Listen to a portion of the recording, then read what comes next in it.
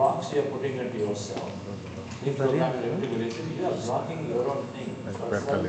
Saboteurs of our own future. The fourth one. And fifth is this enables you, by accepting and being in surrender, enables you to be in a good emotion. If you are in a good emotion, then you can think of the future. You're looking for something that doesn't happen. And then if you keep complaining and keep cribbing and saying that, okay, nothing works for me, and then no way you can think of a future. And so then fifth one is a sutra, and this is where entire spirituality is coded. Can you go into an acceptance of a life situation, no matter what? No matter what, can you go into acceptance of situation? And then if you do, then of course everything starts changing for us to beautifully attract. But let's look at each of these. And the solution for all of them is regular meditation and then right knowledge. Even knowledge, some of it that we learned today, is all essential so that we can go towards realizing our dreams. And so the first one is set goals and then visualize the future.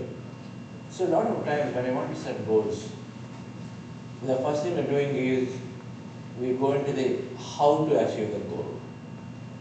How often, we just go into the process of doing it. Now I would like to set up a business and then establish $1 million business. Now immediately you're thinking, okay, so where do you get funds? Okay, now we have skill. You think of how to do it. First thing, okay, what courses immediately I can acquire? Oh, maybe these people I know, I can go to them. You start planning how to do. But manifestation, how is not important at all. In the manifestation process, it starts with intention, and then it starts with why you want it. Setting a goal and saying, why do you need what you need? When somebody says, I need to land admission in Harvard, why Harvard? Why not top 10?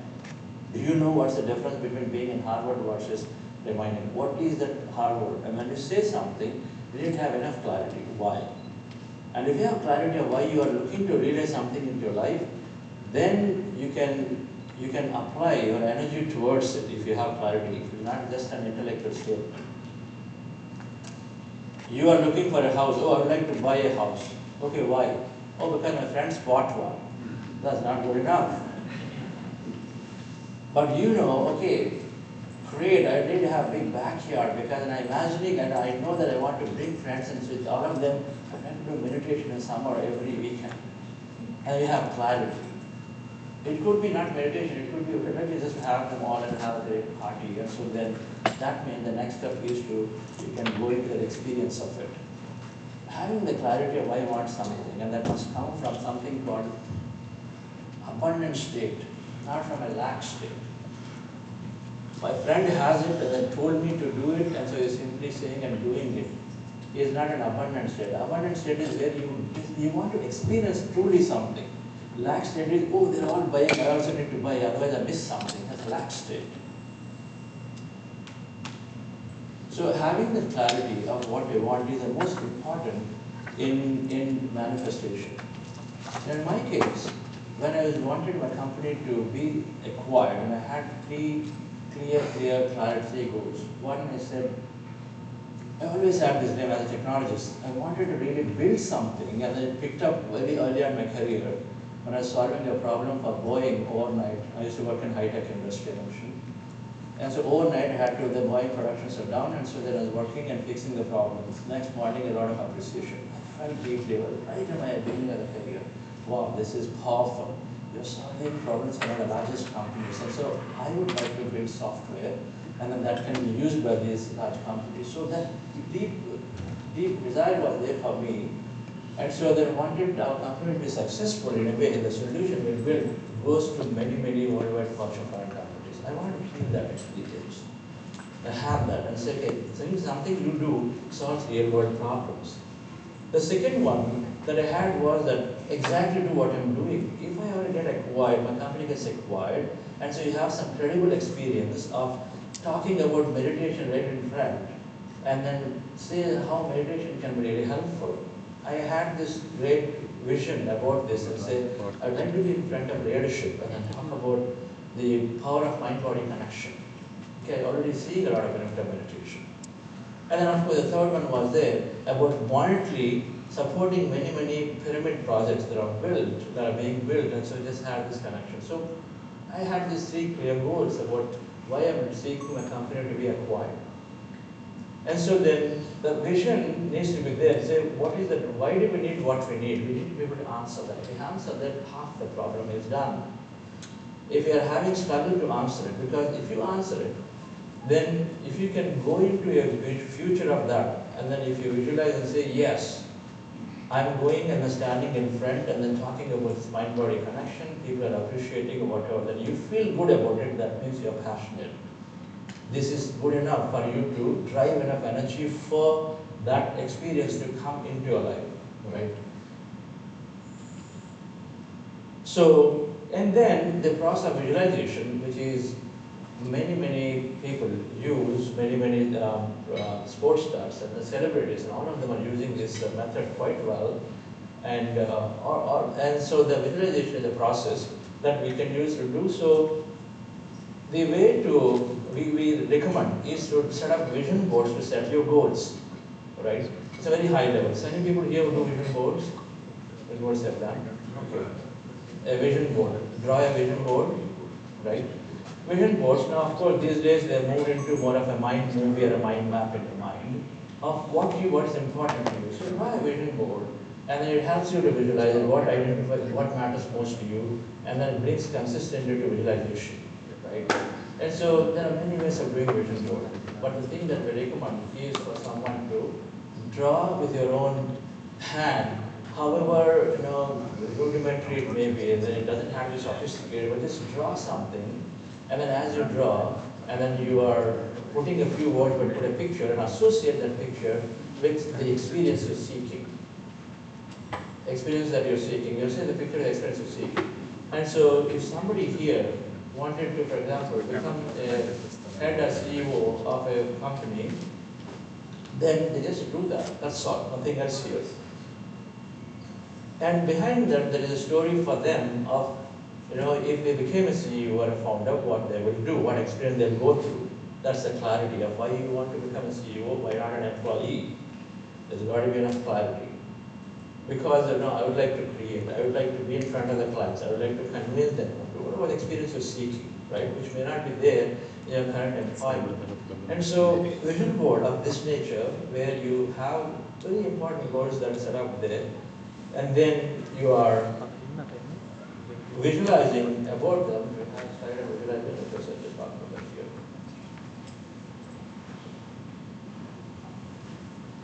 So having a vision board, identifying what matters most, and writing a few words with a picture, associate, and then they have the experiences that are there as you look at the picture, for each picture, then the experience must come alive in it.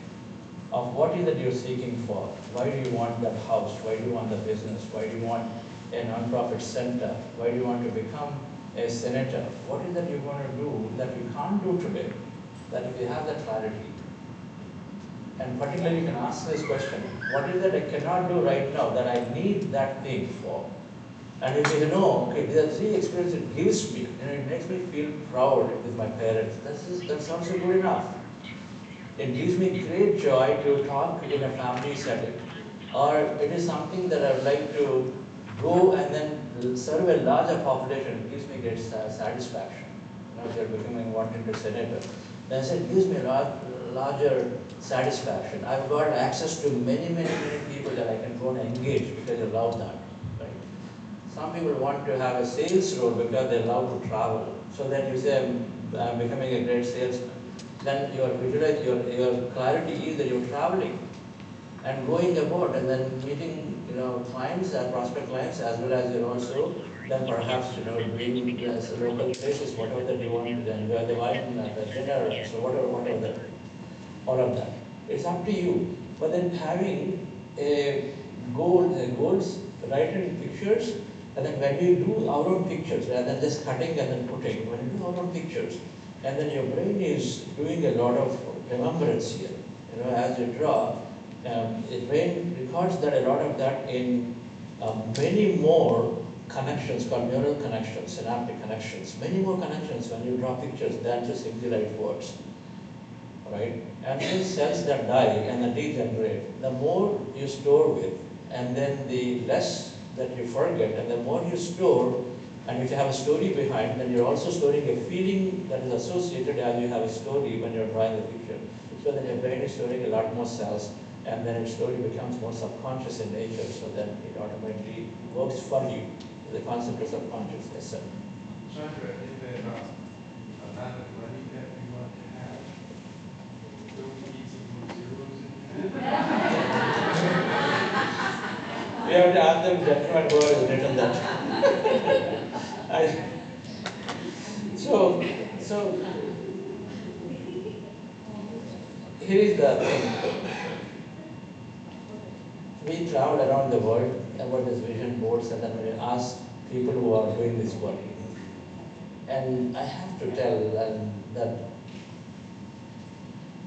more than 80% of the people have told us after a year to two when we're traveling, and then told us, sir, my vision board, most of it has come true. They've said this.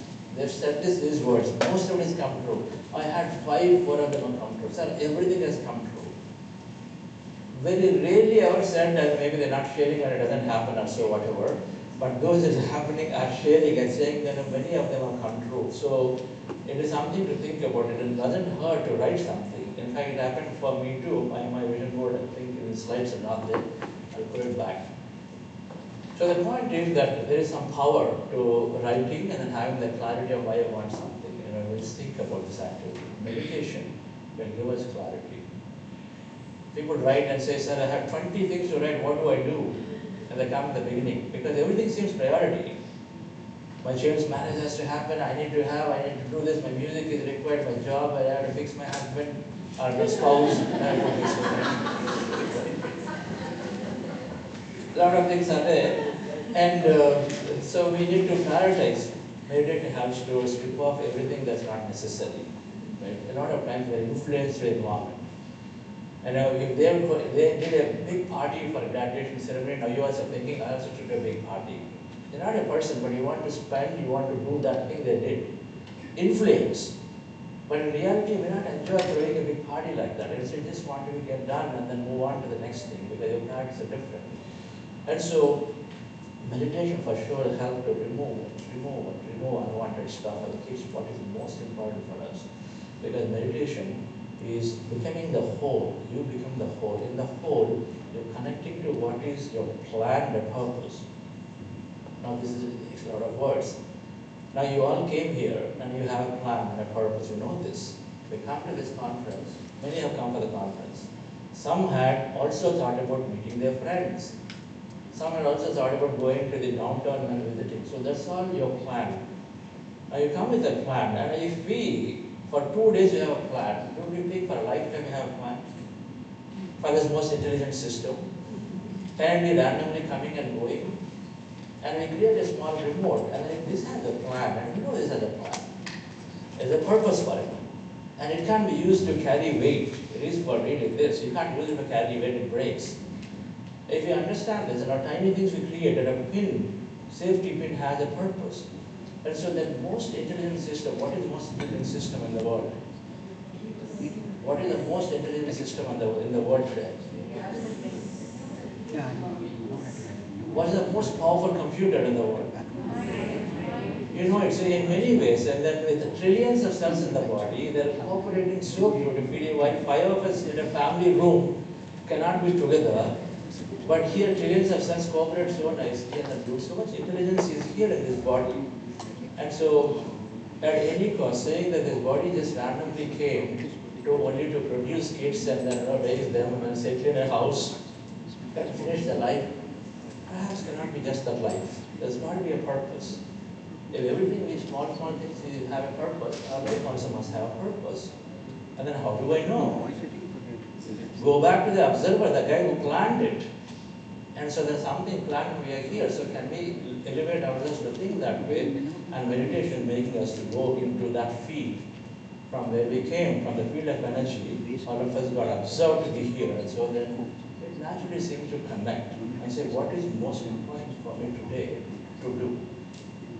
And it happened to me. when I was finishing my, after getting acquired by IBM, after about 2 years, the integration is finished. Company integration finished, is all over. And then I had good opportunity to continue there in that MNC, to be, a larger role and make a lot more money for sure. Or become and start another software company. Definitely is a strong possibility. I have so many ideas and so many friends that start something. Or taken CEO role and entrepreneur residence with an VC who also offered to me that, can you come and take a ER role. And the fourth one was this calling to start with as a quantum foundation. And I definitely would have made more money to do other things than be here, but they're also equally there. But then I sat through and then I heard again and again, listened to my voice, and felt this is what I need to do. And so meditation for sure is giving us the voice and then helping us to decide, and this is where most of the help, everything happens just by connecting to what is that I need to do today. The clarity of what's my purpose today. And so dear friends, how many people feel that they are living their body spirit? Another way to answer this is that when you go to bed every day, if you are going to bed in the most joyful state, say, no problem if I don't get up tomorrow, then we are living a purpose. We should be that satisfied. If I don't get up, no problem. But if you feel, there are a lot of things there, get down to this immediately. And so they're different. When the purpose we are aligned to, then everything happens automatically. This class itself is perhaps not required. The second thing is being open to possibilities. Open to possibilities is, from quantum physics considerations, is saying there are infinite possibilities that exist in the field.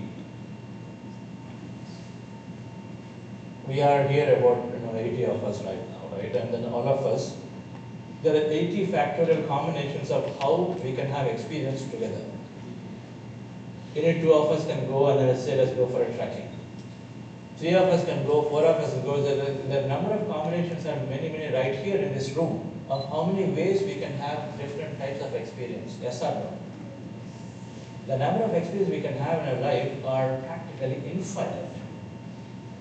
And then it's supported through the field's quantum physics consideration that there is possibilities are infinite, as everything in this world, everything, all electrons, neutrons, protons, all of them are simply just energy out there, and then they can be collapsed into matter, which is called an event. A combination of any combination of electrons, neutrons coming together into the matter is an event, which is a set of places, set of people, set of things that forms an event.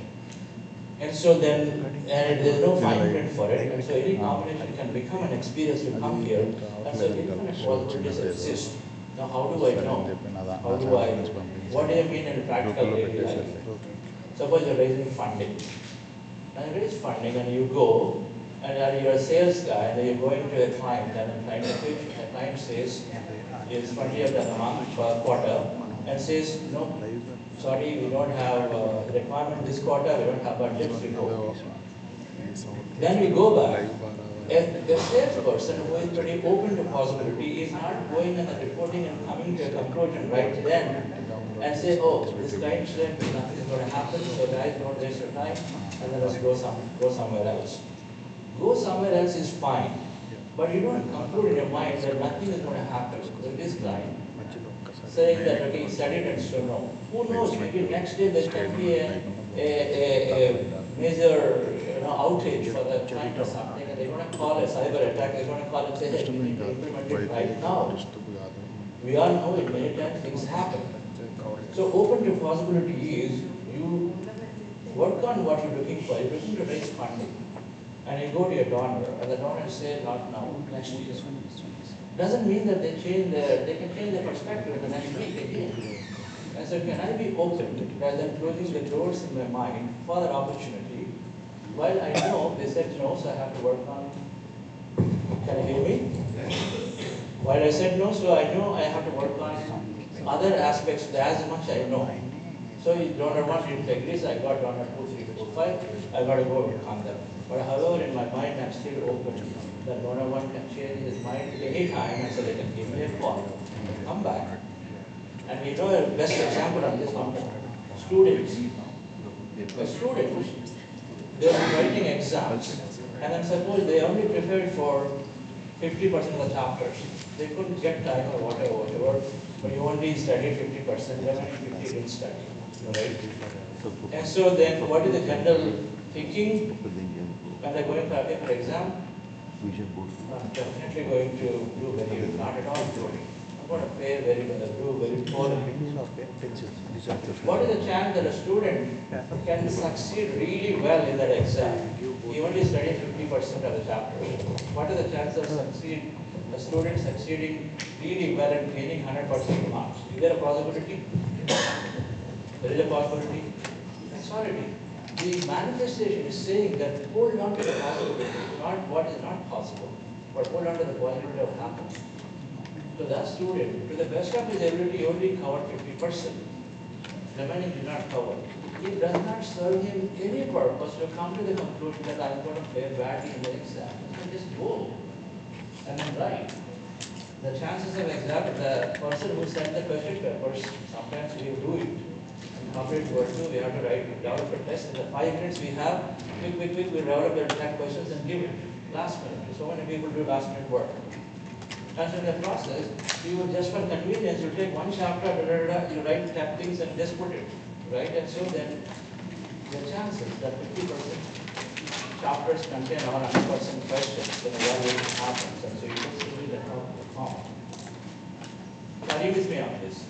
To be open in life in every time, and Abdul used to say, at any given time, you do your assessment and come to a conclusion, but the next moment remove the conclusion from your mind and be open again.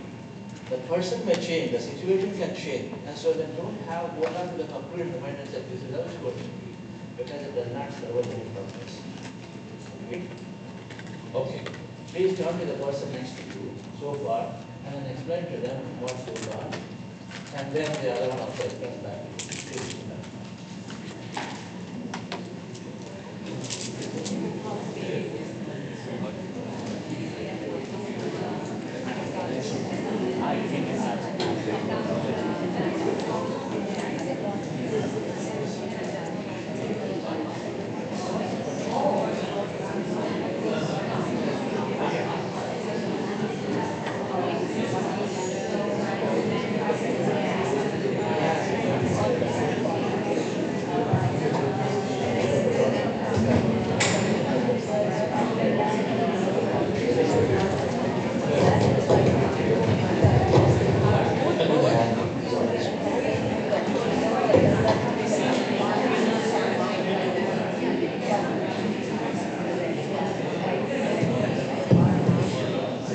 Check.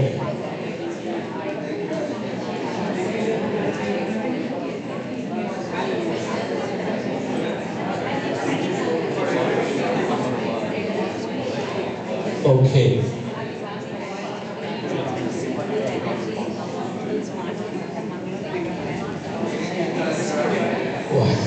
What will you?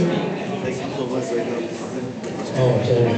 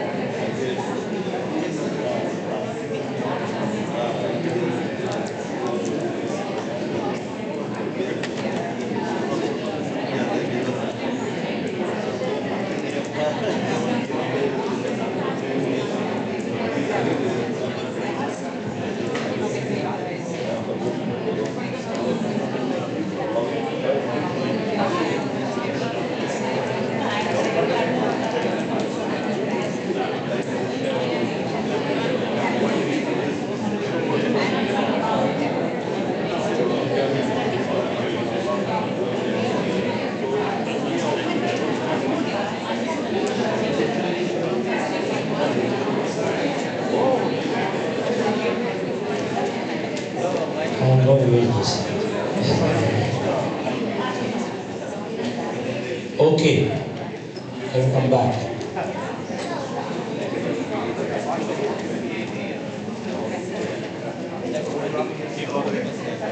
Yes. So the first sutra is setting goals and visualizing. And second sutra is being open to possibilities. Now, the open to possibilities, setting goals and visualizing, if regular meditation gives you enough clarity, another way to ask yourself is, if you can decide the time frame. You have only 6 months in your life to live. Ask this hard question, very, very important questions. What is important for you? This is not a philosophical statement, very important, it hits you. And at Sedona, I was thinking about this. And I put a time frame, I said, Chandra, if you are there 30 days, what are you going to do? And I got my answer immediately. Immediately. And then I knew that I'm just going to be going into hibernation after this trip. Something that I received in meditation in January of this year. And then I'm going to really have to implement it. That what I need to do is very clear. I need to do a lot of writing. And that was a message to me for months, and then especially in January I had a 14-day solo retreat. I went by myself. And then again strongly enforced. I said, okay, since we have commitment till summer to finish this and go back, but now it will be reinforced again. Ask that question. If I have some period, 6 months, 1 year, what is important for me, then you will have a list of things for you, and then those will be the most important ones that you want to manifest and experience things, right? Meditation, of course, is giving us enough clarity. All right, friends. So the second thing is, so meditation gives you clarity and then visualization. I'll talk about it when you're doing the one meditation, we're going to do visualization. After this, the 10-15 minutes, this talk is going to end. We'll get into meditation. So then we'll go into the rest of the sessions for the day. Open to possibilities, we understand the science adequately.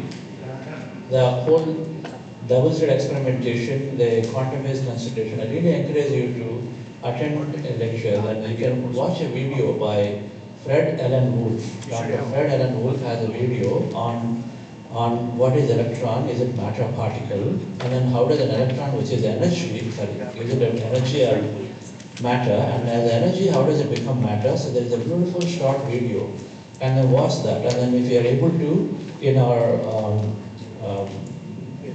this whole program is there as a free course in Buddha-Siva app, and you can just go through session number 2 will be about this open to possibilities, and you can watch that whole lecture, listen to the whole lecture, just to get further understanding that there are truly so many possibilities exist.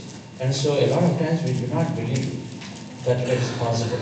We come to that aspect, and so then we avoid it. How many want to become congressmen here? Is it possible? How many people? Does anybody want to become congressman or woman here? No? Why so? No. How many want to become Pandit Ravi Shankars? Can anybody in this room can become Pandit Ravi Shankar? Pandit Ravi Shankar. Can anybody become Pandit Ravi Shankar? Yes or no? Yes. You say yes. That's all. So the possibilities exist, and then we start working on it. If we say, then who knows? It can happen in this lifetime. When some people can really do within 10 years, they start and playing, and then in 10 years they become the greatest players. And so we too can become something. It all works on that principle that as long as you can feel for it, you got it. That's the only requirement for manifesting. You got to feel for it. If you're doubtful, look at something smaller, see if you can feel for it. If you're doubtful, look at something smaller, so you can feel for it, right? Someone said, oh, you're saying I can write anything, I'd like to write $1 billion business. I said, $1 billion business, no problem.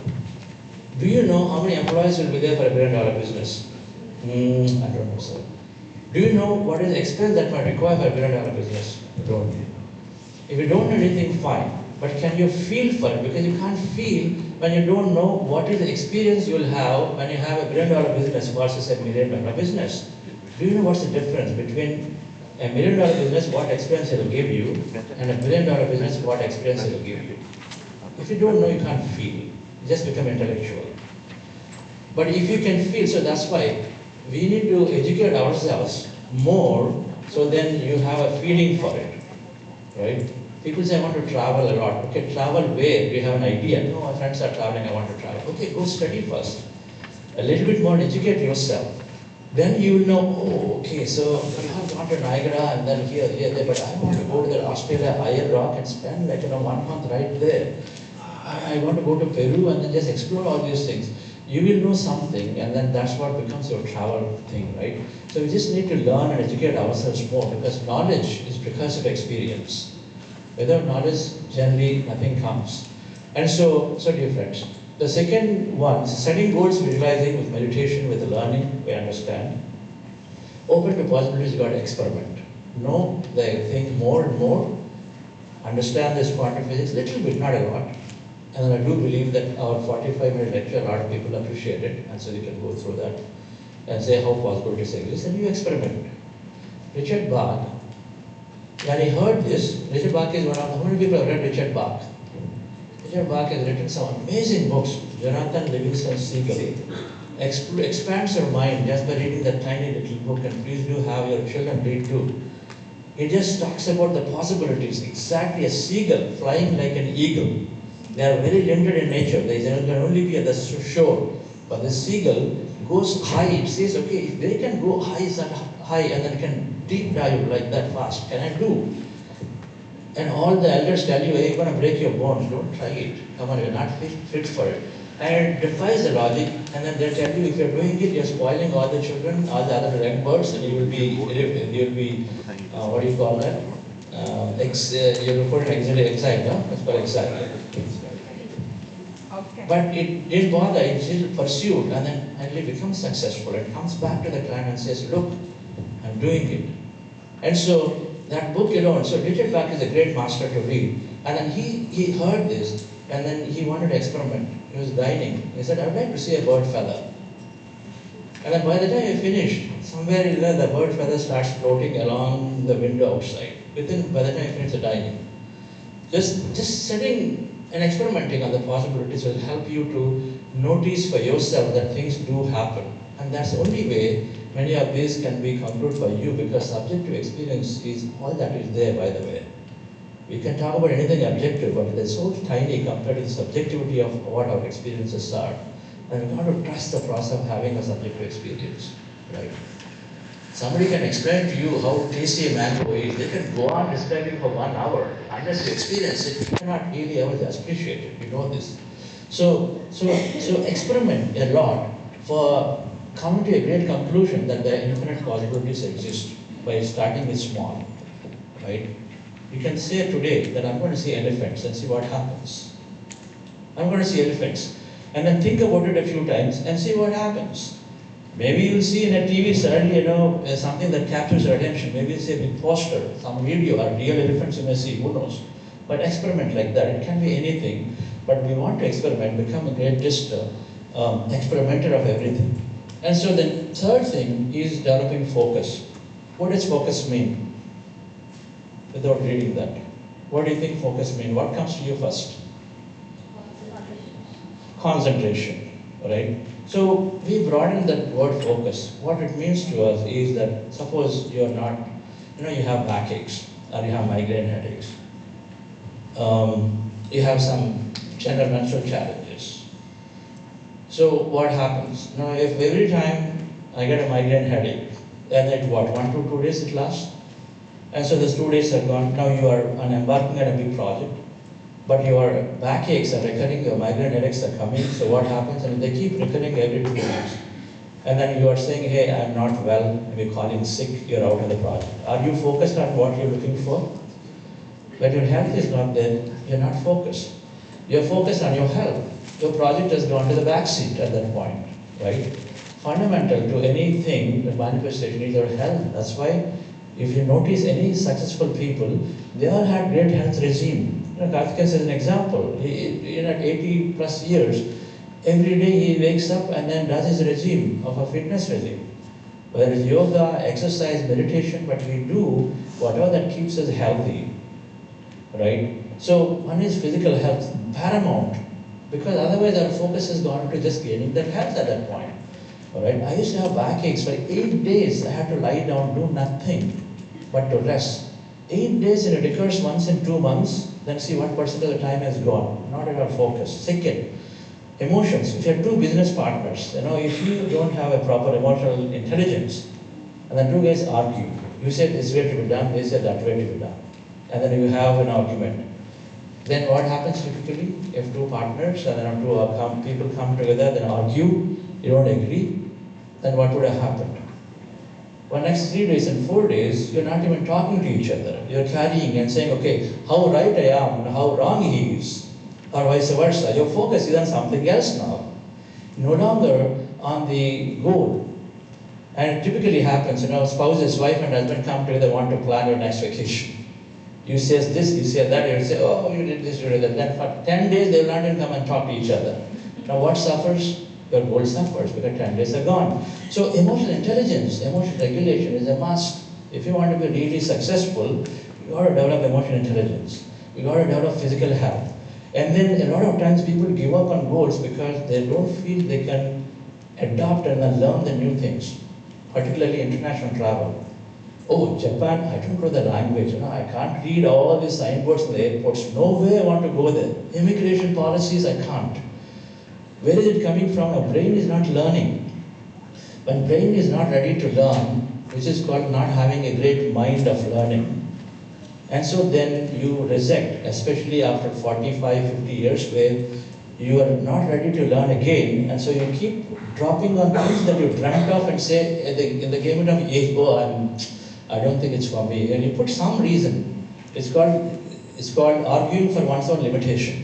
And they argue, they put a justification for their own self and then pull themselves back. So the reason being, we cannot learn new information. And so then you're not ready to change. You want to have that promotion. But you say, oh, that promotion means now I need to learn the new system, or SAP has come something. If I don't learn, it's not possible, not for me, let me just be here.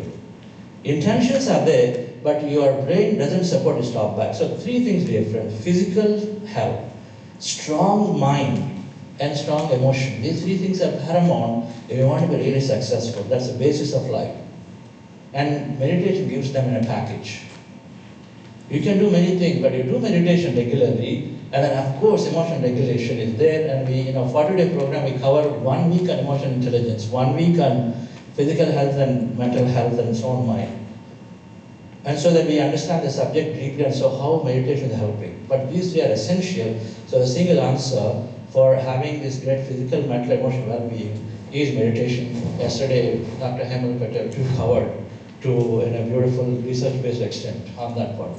Right, so different. So focus is concentration, all right, but concentration comes when you take care of these 3 fundamental aspects in life, right? And so meditation can be a great way. We don't realize, we say, okay, my health is not good, that's why I'm not able to do. Yes, that is true. So go into that deeply and then fix that health. Then you realize your dreams. Then 4th thing, dear friends, is the limitations. The first one, you have an intention with clarity. You are then putting energy by visualizing. We'll talk about it. You're open, so you're not keeping your doors closed. You're open moment to moment, time to time. And third, your focus of more fundamental. So your entire day, you are business owners, and you're not really getting distracted. You're focused on the aspects of what you really want without having the great health and all of that. And 4th one is limiting beliefs, and this is the research is in different research quoted. 90% is here of what we experience in our life. And if we by just catching the statement, then you say, if 90% of life is experienced through limiting belief, then this is the one I have to work on most. First thing. We were doing a workshop to one of the MNC companies, and then my friend, who is also a strong meditator, I presented and said, we have this 5 Sutra program, and so we can do anything for your team. I can start with goals or this one. And then immediately he said, oh, I want the belief system. Because he knew. And the moment you change your beliefs, automatically life changes. So you've got to fix the beliefs, because that's where most of our experiences are. So for him, a common conclusion that our department is not that cared for. and it's very, very difficult to hire lateral hiring. They are the senior management's typical beliefs that are there. Very difficult to do lateral hiring, these problems. And then we've been trying for funding, they're just now giving extra funding. The standard problems that are there, which the entire team believed. And so we have a program called Cognitive Reframing workshop where all the group comes together to write down what are those limitations and then collectively come and agree on some common limiting belief they have, and so then they work on reprogramming their minds common collectively so that they can move forward in conversation, right? And so dear friends, the limiting beliefs are very, very important. This is what I was just saying in the beginning of this lecture, that I had 5 limiting beliefs for my business, functionally. I had a vision board, I was visualizing those 3 things, but functionally I had 5 limiting beliefs that I set for myself. One example, we were just coming into the US market, and so we opened a US office. And so also in enterprise software, it costs $100,000 and above, enterprise software, right, typically, minimum. So then when we are going to the clients, typically clients when they buy an enterprise software, they'll say, do you have a reference client here? They want a validation in the US market, and anyone typically asks that way. And my answer is no, because we just knew you have to get the first one. A second client, same. Third client, same answer. Then without even realizing, I formed a belief, okay, it's going to be difficult to enter into the market without having a reference client. That's the answer. Now, what happened? Later on, every time I go to a client, now this belief starts kicking in. What if this client also asks, so I don't know what answer came. So I'm already creating a negative future for myself. I'm already projecting an event and situation in a way that it is responded to. Right? Your observation manifests the energy into matter. And so I realized is that I actually was carrying that belief I formed so strongly that I do not have enough clients, and so then I have any reference client here, so it's going to be very difficult to win through. And so when this limiting beliefs work was done, I had 4 more like that, by the way, around the functional aspects of the business. And so when I understood, then immediately set down to a process of writing and the reprogramming limiting beliefs. So the limiting beliefs are formed, and it's a nice story to tell. It's 10:50, and I'm going to skip the story. I'd like us to get to meditation. I'll skip the story. So the limiting beliefs are formed just like a drop of the hat. Here are some money limiting beliefs, very interesting. Does anyone say it's money does not grow on trees? There's a phrase. Without money, I'm worth nothing. These statements make us go away from money further. If we have really rich people are greedy and dishonest, then you're always avoiding rich people. You want to become rich, but you're avoiding them. Because the spirituality is anti-money and richness. If you have that experience, then again you're rejecting, because if you are thinking to be spiritual, then you will not attract money. Right? And then you expect us, so there is that, so a lot of these beliefs are there. I need lots of money first to make more money. So this is a vicious cycle, right? So many money limiting beliefs without even knowing, and maybe because a lot of times we've seen this, if particularly in Indian some cultures, Indian culture, when if brothers argued over money and fought over money because of disputing property, children grow up and see, oh, this creates so much conflict. So money creates problems. That's the belief they come with. And the belief they come with deep inside, every time they get an opportunity, they reject it because subconscious projects that for us without knowing. And so we reject that idea of becoming wealthy because it does have a problem. So it is important that we look at all this belief system, and the way to reprogram beliefs are the 4 stages. 1, know yourself with the regular meditation, build awareness. Learn from books. A lot of good books are there. When you read many successful biographies you read, then you will know how they overcame their beliefs. Then automatically you know how to overcome. There are a lot of success. You got to read.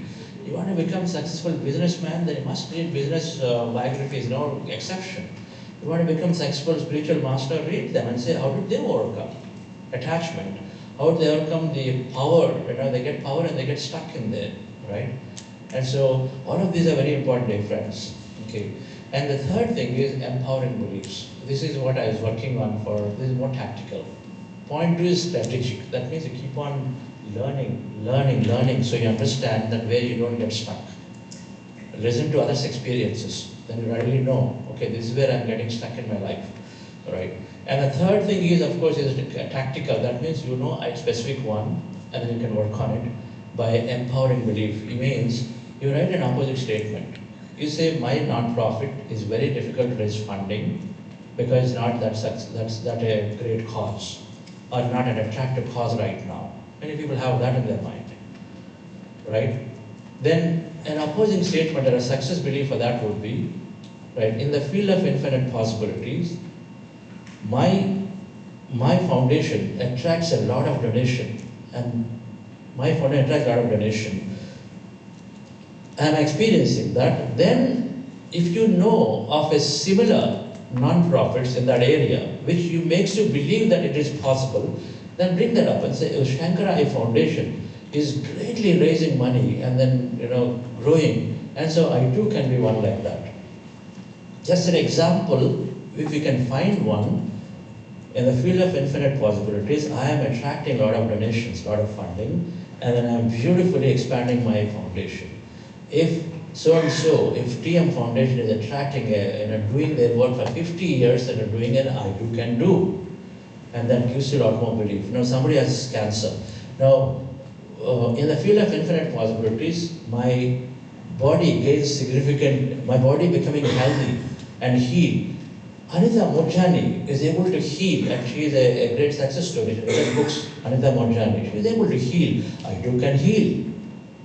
One example of somebody who came out of it can help us. If you don't know specific chronic illnesses, you find anyone who healed a chronic illness, where there's generally no medical treatment. If they can heal, then I too can heal. That gives you more power to your affirmation, belief, success belief. So when you have that success belief, then you are trying to make a case for yourself and say, this is how I'm going to operate. If you're open to possibility, then you'll accept the statement. When you're open to possibility, then accept the statement that in the field of infinite possibilities, I am collecting donation. And in the field of infinite possibilities, my business is absolutely growing. Because you have a belief that, okay, market is very tough and it's very difficult to grow. That's a belief. And so now, you know that one company of yours has to grow, while many companies may go down, but your company, you're one, and all you need is your growth, and maybe $1 million you need. And market is growing down at a different level, but one possibility exists. A lot of people tell us that, no, it's very difficult to get a job because market is low. But you know that every day still, millions of jobs are still created, still open. You don't need many jobs, you need one job. And so why do you bother about what's happening out there instead of focus on what you want, right? And so then, when you focus that way, and then we got to experiment to see, and then COVID time is the best example. And right now, some of our team members are doing this work because they did lose jobs due to AI or whatever, and then they're absolutely actually working on to gain back with this focus and visualization. So having that affirmation that in the field of infinite possibilities, one position I need, and that is absolutely waiting for me, and I'm getting it.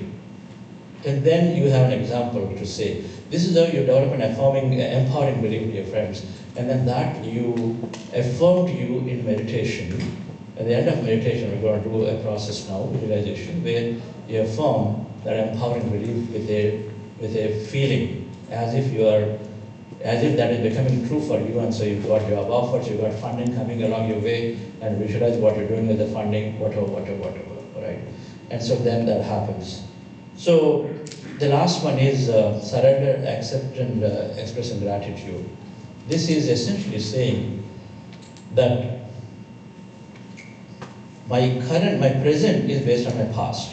If thoughts create reality, my present is based on the past, but my future will be based on my present thinking. So I would like to heal my leg, and then you're trying to get up and then walk, and then your leg is paining. I say, man, so this has just come back, it's just not going away. And that's what you're saying, and you're reinforcing how it is going to stay. Instead, can you, with awareness, step out and say, okay, this is where they catch you. Can you, with awareness, step back and then remember that my future is about having a great thinking about your leg healing. Okay, my leg is troubling today, but it's healing greatly and it is supporting me. and we need to go into that future thinking. So your present is based on the past. For years you have professed that no, my leg is not healing, my stomach is just not supporting me. And so then obviously it is continuing to manifest, and can you start changing it by changing your mental dialogue, right? So by accepting and understanding that even though you start visualizing into a future, for next few months things may not be the way you want them. A lot of people stop manifestation right there because they have a time in their mind. 3 months they want some result, 4 months they want some result, don't happen or it's not working, it's an advantage. But in reality, there's no time and space. It's a very difficult concept to understand. And so in manifestation, you don't put a time, instead you only seek an experience. You keep visualizing and dreaming. And that experience can happen tomorrow, it can happen after a month, year later. You would ask yourself what happens if it happens a year later. Can I accept it? Can I be in that aspect more? There are some questions which will get further easily be supported by regular meditation, because meditation helps us to go into great acceptance of life automatically in a beautiful way. So accepting that my present is based on the past, and so the future is changing based on my present thinking, so it helps us to come back to a futuristic, come back to a better thinking. Or connecting to your, Steve Jobs had a speech, and I really encourage you to listen to the speech called Connecting the Dots by Steve Jobs. That speech is there a few minutes, he addressed Stanford graduates. How many people have heard the speech? Connecting the Dots. And he talks about what is the most lowest point in the life became the best point when he later analyzed it. When he was pushed out of the Apple company as CEO in his prime time, and then he talks about it and said that became the best moment after a few years when he returned back to Apple and said, okay, that was necessary for him to reinvent himself in a way that will change as a personality. So a lot of times things that are happening to us are the best moments for us future. So accept that way is the whole concept. So we have our own way and say what is happening to me is the right thing happening at this point because something bigger is there. These are all spiritual concepts, right? And so I say that you go through a 40-day program and understand all of it. All right, friends. So whatever this may be, but that's what is taught in the 40-day program. We discuss a lot of concepts. We talk about how people are transforming, even though they have biggest challenges in life, how they went into acceptance. That gives us a lot of strength to accept our situation too. And so then, your manifestation happens best when you are happy in the moment. If you're happy in the moment, your manifestation gains power, happens best and in the fastest way at the right time when you're happy in the moment. This stuff is about figuring out to be happy in the moment, right? So putting it all together, so then if I just quickly go back, the 5 sutras, so that we can just do one meditation and conclude it here. The 5 sutras are saying, what is the first one? Everybody help me? What is the first one? Yes, set goals. Second one? Possibilities. Third one? Focus. Focus means physical, mental, emotional health. Alright? And fourth one? Reprogram limitations. Identify limitations and constantly look at, what am I limiting myself with? What's the biggest one? Fifth one? Gratitude. Express gratitude. Gratitude is a way to come out of the problem, right? When you do service, I tell you, it is going to really develop a lot of acceptance. Rumi said that, I stopped complaining about not having shoe when I saw somebody who did not have feet, right? You know this. And so it happens, and when you go into service and you see people have all kinds of problems, man, so how grateful I should be for my current life, right? We're seeing day in and day out. One master came into my office about 2 months ago. He returned from the United States, worked here for 16 years, somewhere in the mid-30s or high 30s. In 75 minutes in my office there in Bangalore, he cried 4 times. Cried 4 times. Starting, I hate my mother. She's just dropping things, this, that. That's what's happening. And he knew, the moment the statement is made, he knew he's in a deep mental disturbance. It's not anything else. He's in deep mental disturbance, he needs help. Otherwise, why would somebody say, I hate my mother? Right? It's not possible. But that's the thing, your meditation helps you to connect. I said, okay, what's happening? And then he said something. And then what the reason was saying? She drops, while making roti, she drops flour on the floor, just comes onto the thing, and she's cutting vegetables, all the thing just puts on the floor. I tell her, no, what the hell, you can't do it clean? I said, it's a bigger problem now. Exactly 15 minutes later, then he said, my mother is completely broken. Because I lost my brother, and then since that time, which is one year ago it happened, since that time she completely lost interest in life. So he said that and then started saying, she's a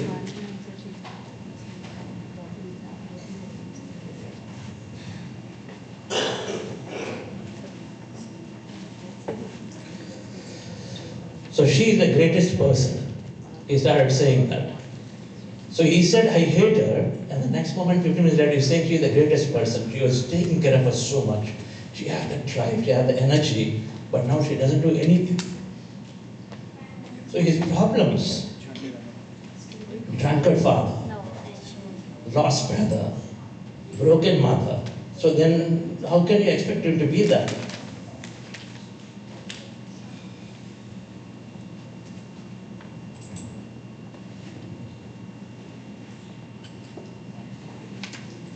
So dear friends, service will help us to come to an understanding that we are living a great life. Compliance can be there. In one lifetime, you can say something is missing. But anyone, and I always say this, if anyone is able to be in a workshop like this today, there cannot be a reason for complaining and saying something is not there. Because there's so many people out there who do not have basic life. I don't have a job interview, but at least you're dreaming of an interview. Many people don't have education to even ask for an interview, right? So there are any ways you can look at it. And then so connecting to life will help us to sort of come back to the understanding that we have a lot to experience already. So what we will do now is that we do a meditation. Since we are doing 30 minutes, we can do a nice manifestation meditation and then conclude it here. So we'll go into emptiness as we were doing yesterday, about 15-18 minutes or so. And so we are empty, so we're quietening ourselves and ourselves. And then after that 10 minutes, we will visualize the future. So I'd like you to just think about what is that one thing that you would like to dream about, a future that you want to experience, right? Just write one thing on the paper. I don't know, just pick up in your mind. You know, I'm teaching meditation to 1,000 people, or whatever. I'm teaching meditation to a lot of people. I'm reading a lot of books and greatly empowering myself, getting the clarity. My promotion is happening, and then I'm happy to connect and give knowledge to so many people. That's what happens when you get promotion. You get access to a lot many people, and so you can give knowledge. Or my promotion is happening, and then the money I'm going to give donation or no spending on travel. There's no experience that is lower or higher. Everything is fine. Everything is fine as long as we are considerate. Not at the cost of somebody else. That's the only thing you have to see, right? You don't wish for what your daughter wants unless they are also wanting that, right? Then you're necessarily interfering into their life. So have whatever goal that is you'd like to, and I will say affirm your goal. And then say that in a present sense, a present continuous sense. I am enjoying my life greatly. I'm traveling around the world, experiencing the beauty of the planet. That is your goal. Then second, is then I say, live and then imagine the future as if the goal has already happened for you, right? If the goal has happened, your promotion has come, your non-profit started, your business grew to $1 million, or whatever, you read already all the books, but what do you do with it? Your experience could be you're sharing now, and you are having a conversation in a party with the friends and then telling how, you know, this whole oneness with quantum physics can explain, wow, and they're also listening to you and saying, man, Ravi, where did you pick it up? Man, it's just amazing, fascinating. I would like to know more. They're responding back to you like that, right? So a real experience is happening between you and your friend or the group. So I'd like you to imagine that way. That's how then you're giving a lot of feeling. Our heart generates thousands of times more energy than with just a thought. And so then you want to activate the heart with a beautiful feeling as much as possible. Manifestation is greatly successful when you are going to that feeling, right, with visualization. So we are affirming a goal, then visualizing the experience of the future, as if it's already the goal has happened, and then you're living the future. Simple, right? Some of you have done this visualization. Answer is yes, because all of us as children have dreamt so many things, and so that we just have to go back that dreaming. Dear friends, our meditation will help us to put our problems aside. When you meditate, you're disconnected from the past, and so then at least you're in the present moment in the best possible way. And so then you can visualize for the best possible way in that. So we generally recommend and say, do an emptiness or whatever meditation process, and then soon after that, or whenever you are really in a calm, relaxed state, go into visualization. Do it once, do it twice, maybe a third time in a day, but not too frequently. And then leave it, and then go back and do it again next day, and then keep doing that as you prime your subconscious with this process. Right, friends? So we do that for some time, visualize, and then we express gratitude, complete our meditation. All right. So can we go into that? Take a few minutes to think of what you'd like to dream about, visualize. And the pyramid there is a beautiful place to experience meditation. Pyramids are energy devices, so it can help go into deeper states.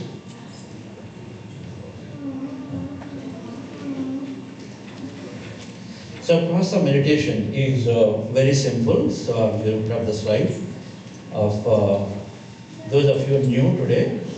I'm putting the meditation process is observing the goal of meditation. Goal of meditation is to rest the mind, relax the mind, and empty the mind. And body, of course, relax the body and mind. And essentially want to forget ourselves. And so we do that by closing our eyes, so which means within our senses, and then we are emptying our mind of thought. Or slowly go into a less and thought state. And that happens when you observe the breath, right? So with your eyes closed, dear friends, relax yourself.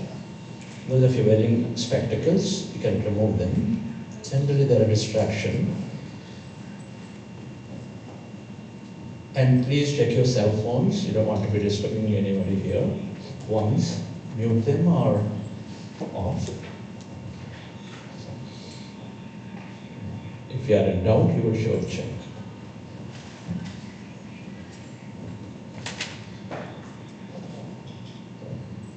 With your eyes closed, dear friends,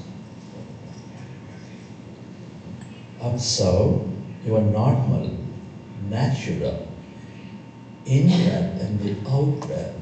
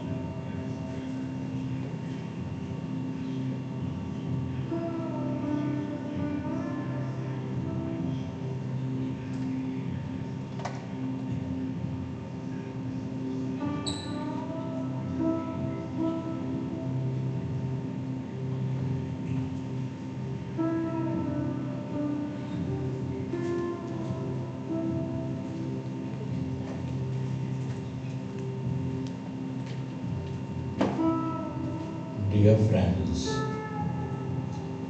dear masters, we are going into powerful group meditation.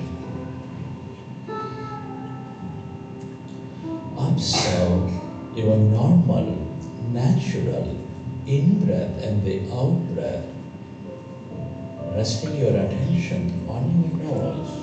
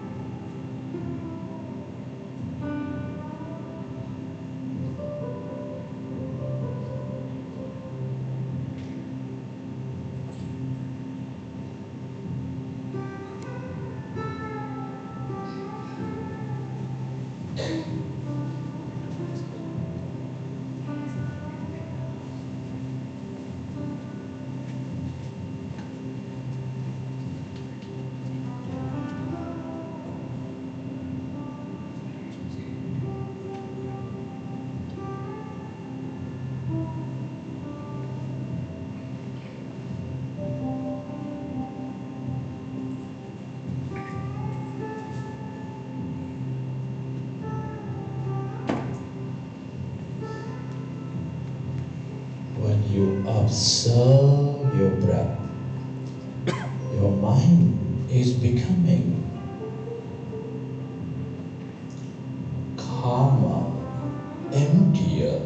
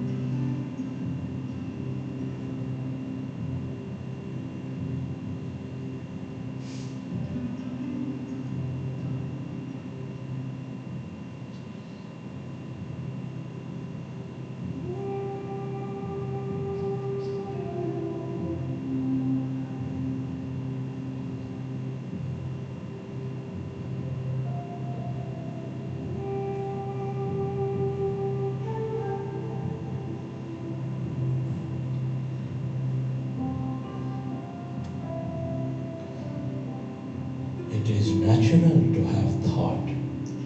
When you recognize you are in thought, go back to observing your breath and allow yourself to slowly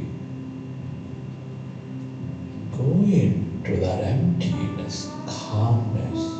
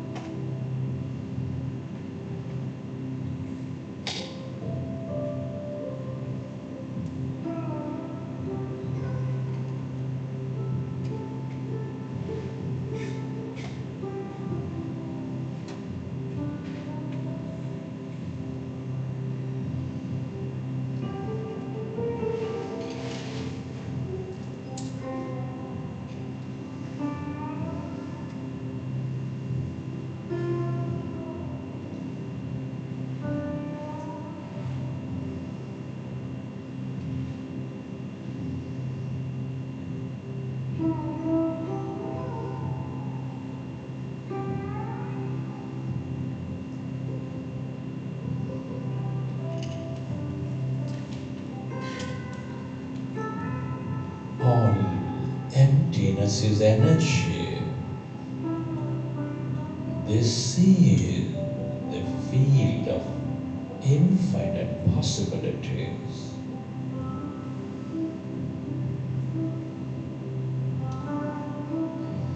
The field of intelligence.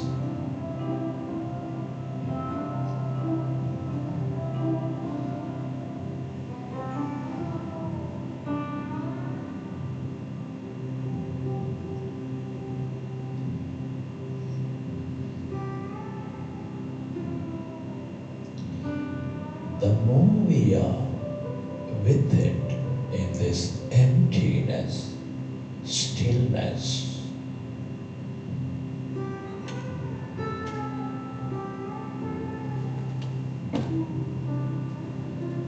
the more we become of it, the more we receive from it.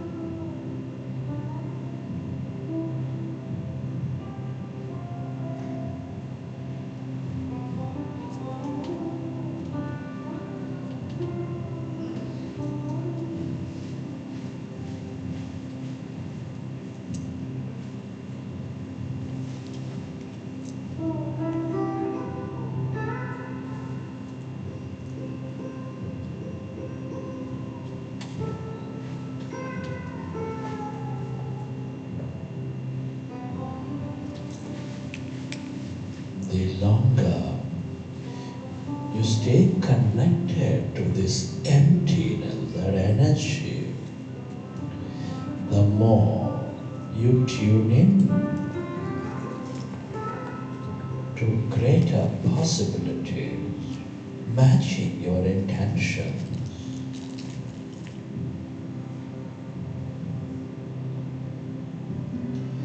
Merge into the emptiness.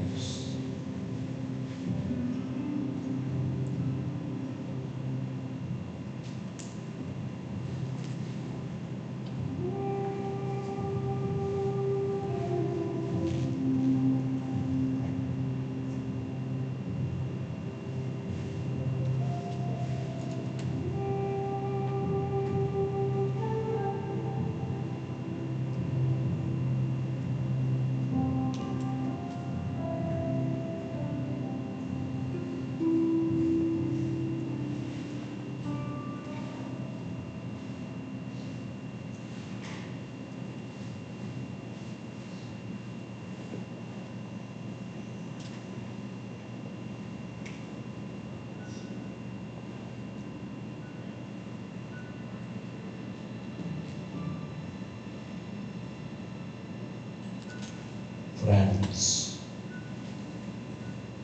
as we are merged into this field of possibilities, as we are clearer in our mind of thought, we have a great opportunity to imagine and dream of a new future. Come on, friends, our thoughts and feelings draw our outer experiences. I'd like you to be excited about dreaming of this future. The clearer your intentions and belief, and the stronger that you are emotionalized this future for you, dear friends. The more stronger you signaling the field, the more stronger You're exciting and creating the possibilities in your body, in your cells. Come on, dear friends. I'd like you to affirm your goals. Whatever that may be excited and then declare to the field. Affirm your goals.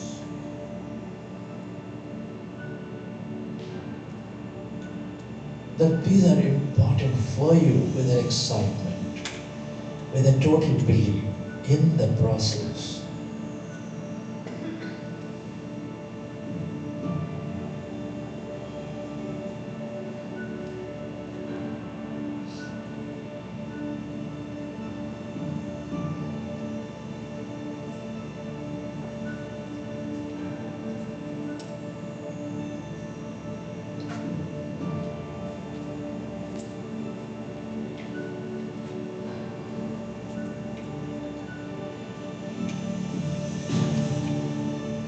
Friends, as you affirm your goal, you can affirm any empowering beliefs.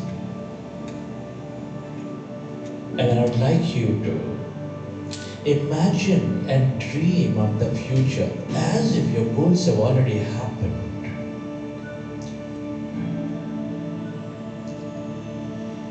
I want you to go into that future experience and live it now, dear friends. Feeling that emotion, feeling those people, places, things in your life, bringing that experience alive.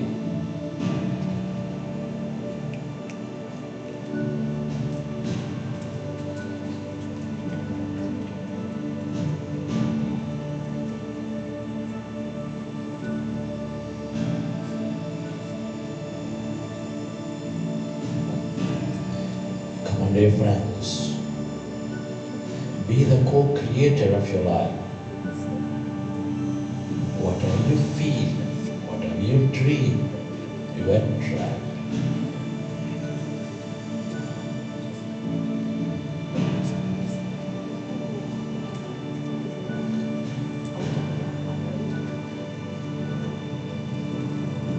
What choices are you making in this future? Where are you in this future, dear friend? What are you doing with all the abundance of success, wealth, health, energy, knowledge, whatever that may be? Feel, dear friends.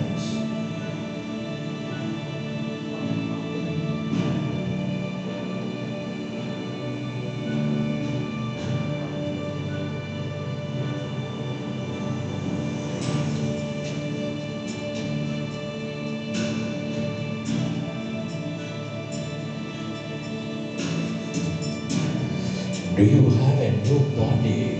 Or how does it feel, dear friends, to be living and experiencing that body? Where are you? Who is around you?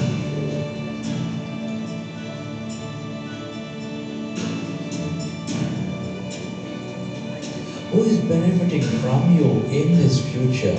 Come on, friends, dream. I want you to feel that emotion in every cell of your body as you experience that future.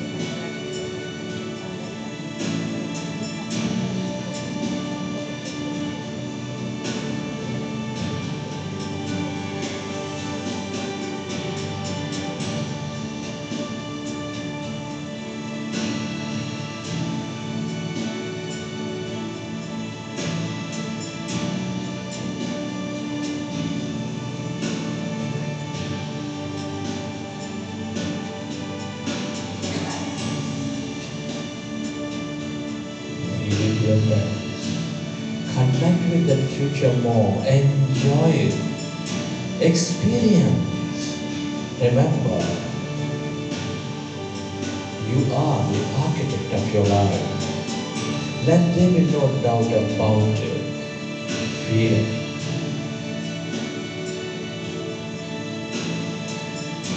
However you like to be, want you to imagine and dream of that new you in your thinking, your feeling, your speaking.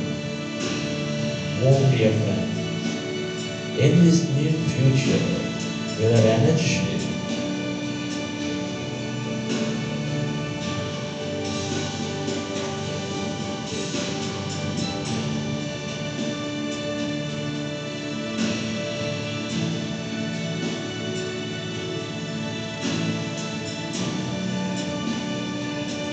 the more you feel, the more you imagine, dear friend, the more you prime your subconscious to project the future for you into the field of possibilities. Feel it.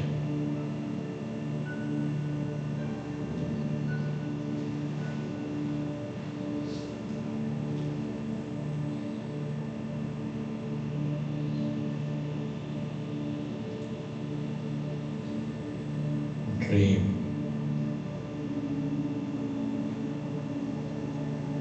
Remember, whatever you emotionally embrace is manifesting into your reality. I'd like you to surrender and let it go. And be certain that this future is organized for you at the right time and place. In a way that you least expect and imagine. Feel.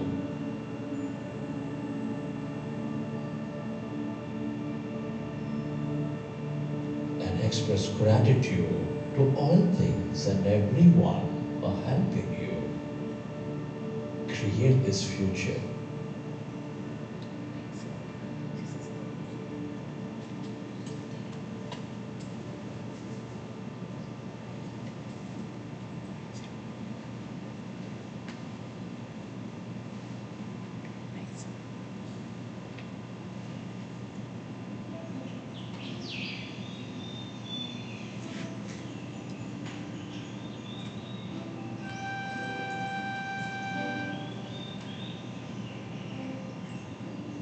As you express gratitude, recollect your experiences from this session. Whenever you're ready, you can keep your hands on your eyes for 5 seconds and then open your eyes.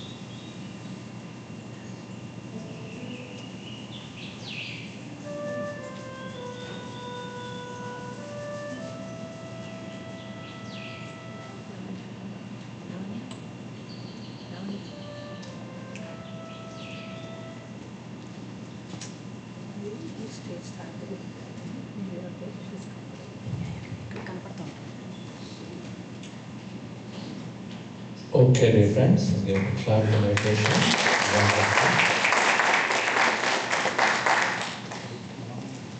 And how is the meditation for you? How is the meditation? That's great. How many people went into your future?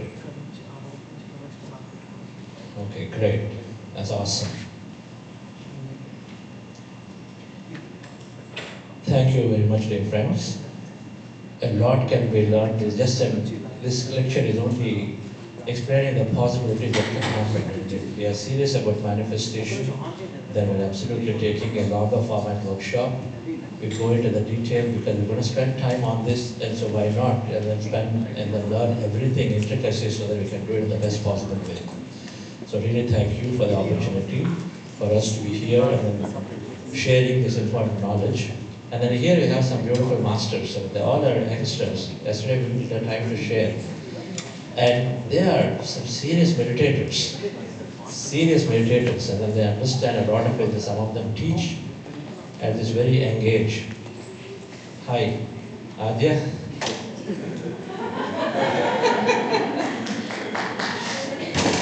Okay, so we'll start in sharing, okay? Will you listen to them also? Okay, awesome. Anyway, I'm going to give her this thing because I won't worry about it. Sit down. No, she's going to share. She has to be kept for the right time. So let me start with Yati.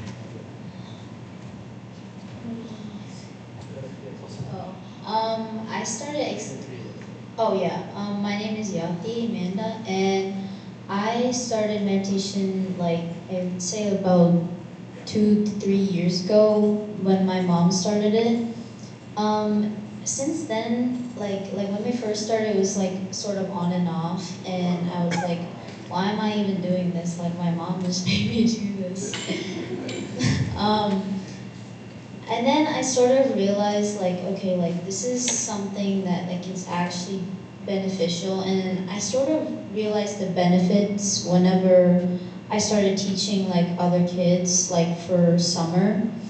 And while I was researching for the slides and all that, I was like, oh wow, there's like for focus, for sleep, and while I was teaching, I was also doing meditation with them. I also started realizing, okay, like I'm getting benefits from my sleep, my focus, my mental health, and being able to see that while I'm teaching was really, really nice for the kids as well. And I think that's a really great part of meditation is the sharing and like seeing other people's progress along with your own. I think that's one of the best parts of meditation.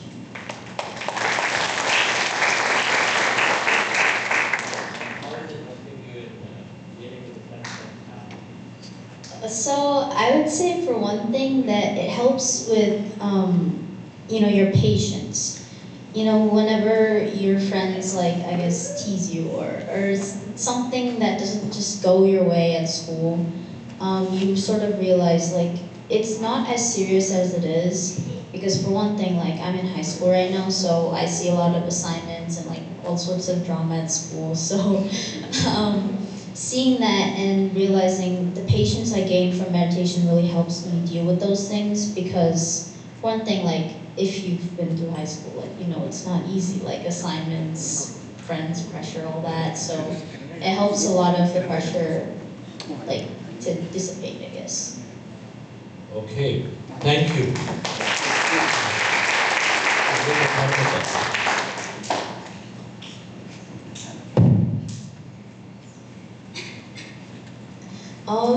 So my name is Parmita. I'm from St. Louis, Missouri, and I'm gonna be a junior this fall in high school. And I started meditation like a few years ago almost because my parents were doing meditation, and kind of like Yeti, I wasn't consistent. It was very on and off. But the past couple of months, I've definitely been a lot more consistent with my meditation, especially going into like finals and like more stressful times of the school year. And I can definitely see benefits from meditation academically, being able to have a time for myself to meditate during stressful final seasons, as well as I'm able to like manifest my grades and different academic opportunities. That's what I felt like. And I'm also able, for my like personality, I'm not a very extroverted person. So joining like different school clubs or activities, I was very scared to do all of that. And I felt like because of meditation, I was able to like know myself more and realize that like I just felt a lot more confident and I had more self-esteem to deal with high school. And I was able to join many different clubs and activities and make more friends. Especially today, I met a lot of new kids at the registration table, so that was really nice. And another benefit I was gonna say is that it's helped me with my hobbies, because I do music and I also do art, and I feel like meditation really helps me focus on my hobbies and really put all my effort into it. And that's definitely what I would say meditation helps me with. And for me, I see meditation as like a time to like take a break and really focus on everything. Like the other day, I was like drowning with homework in like summer school, and like in between the assignments, I would just like close my eyes for 2 minutes and then go back. And I was just kind of doing it like that. But also, I also teach meditation to other kids, like Yathi. I also did it with Yathi last summer, and I did the Buddha CEO coach program, so I got like the certificate, and I was able to teach meditation to other kids. Like I got the opportunity, thanks to like Day Uncle, to teach meditation at the temple once a month to a group of 50 kids. And I also teach meditation to the kids in my neighborhood. They come to like my house and I give them like a lesson and stuff. And it's really nice, and I feel like it really helps the kids, and I just see a lot of benefits in my life. And that's all I have to say. Okay, so let's see who is there now. Adya. Can you give her, so do you meditate? Give her the mic. Now hold that. Hi, my name is Ajay Srivalpanini and I'm 4 years old. I'm doing meditation in half 8 months, but I'm coming back to home. I do Anapanasati meditation. Ana means in breath and Apana means out breath. Sati means be with the breath. And I learned 2 things of this meditation. Be impeccable of your words, love animals, and don't eat animals.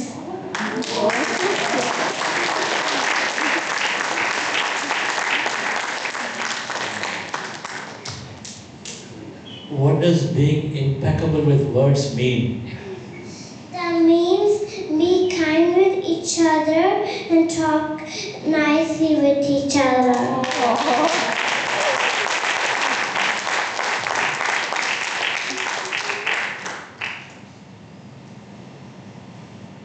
Do you go to school?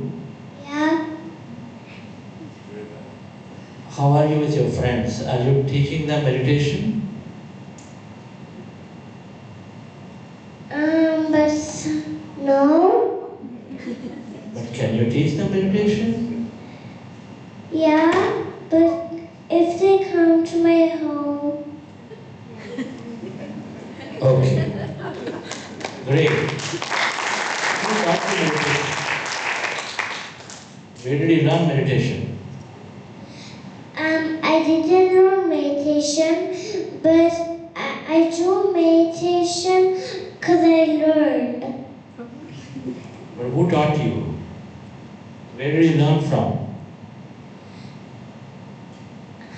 I didn't learn for anything, but I just do meditation before I come. Okay, great. Thank you. She just been regular meditation. You have taught her meditation, isn't it? My mom didn't teach me meditation, but my brain teach me. Your brain takes you. Your mom didn't teach you. Your mom didn't teach you meditation. No, because my brain is a talking brain. Okay.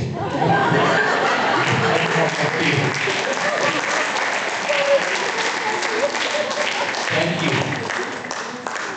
Can you go and shake hands with the here great masters here? You all go shake hands with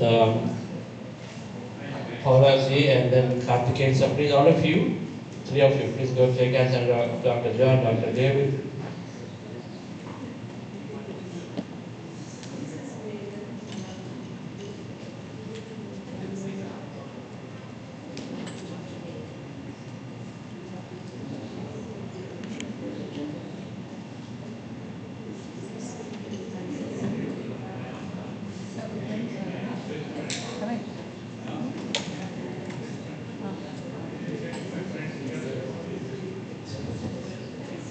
Yes.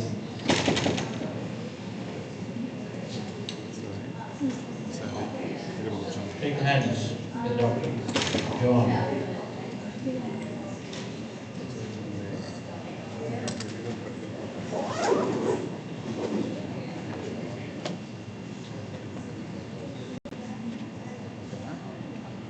Laptop charging పెట్టు. Phone charging అయిపోతే కనుక మీరు అమ్మాయి దగ్గర అది ఉంది.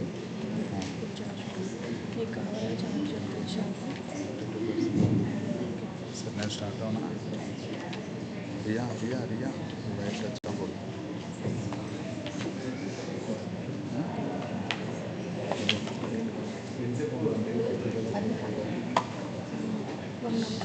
One minute అక్కడే కదా. ఇట్లా నీకు ఫ్రెండ్ ఏమైనా ఇంకో ఫ్రెండ్ కావాలి ఇక్కడ.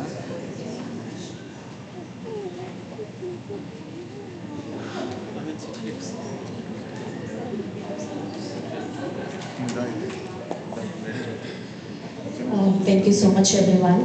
So today we have our food sponsor from IndyMart. His name is Ravi. He did sponsor a very sattvic food for us, vegetarian food for all the 2 days. I would like to invite Vamsi to come onto the stage and get felicitated. Ramesh Garu, can you please come here and felicitate? Please come onto the stage. Thank you, Vamsi Garu.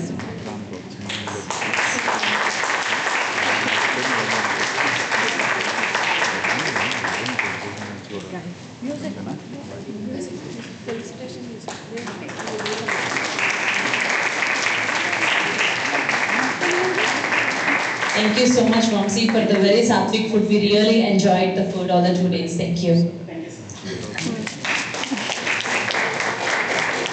And we have a quick tea break now. It's just a 10 minutes break, 15 minutes break. And please do come back again. So we have a quantum physicist, Dr. Shah, who will be giving his speech after that. And we have Paula Drenfield. So please do come back, and we have a closing session after that. It's going to be very soon, felicitations, and we will close it by 12:45. Okay, thank you. Yeah, please do come back in 15 minutes. By 11:30, we have to be here. Thank you. Do you have to? No, I don't. We're gonna go to the registration desk. That's where I have my. Yeah. What are you doing? Like classes or something? 2 history classes. Hey, Kathy. Oh, thank you.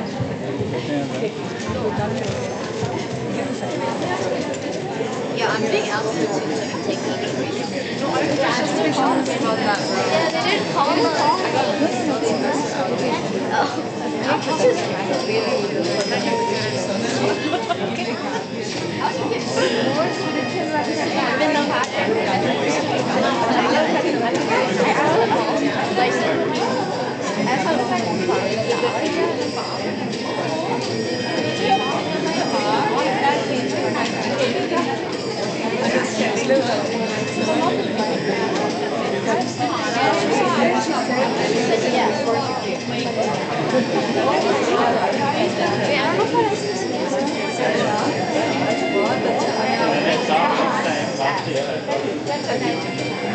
I played a help with the last one.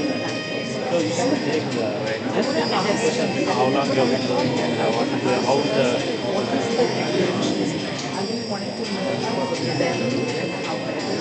message are you taking this method? You want to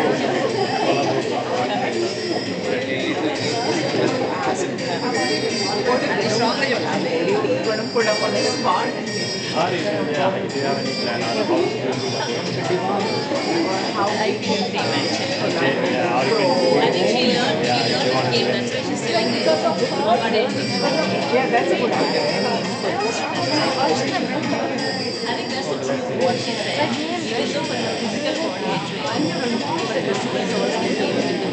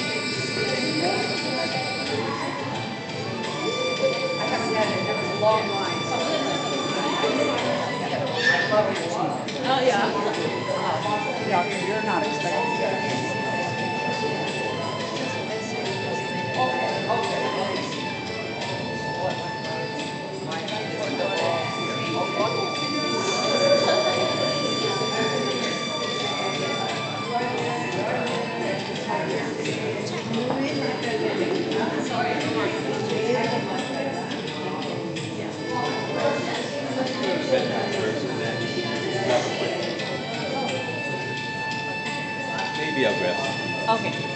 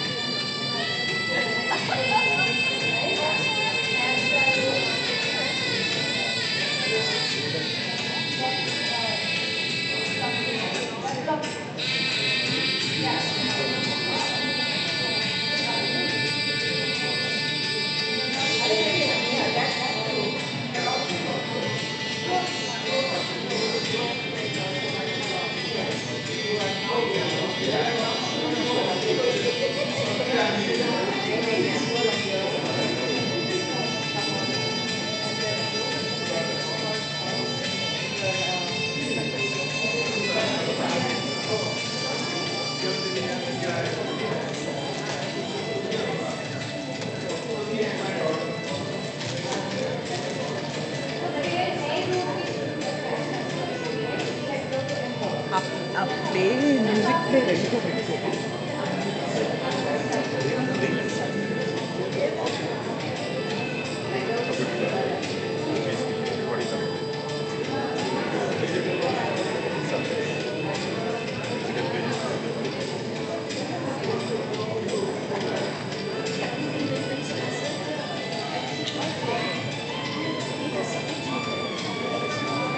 Sai Baba, उसने ये song की, वो जैसे सुबह से हम लोग वैसे ही करते हैं, लेकिन उनका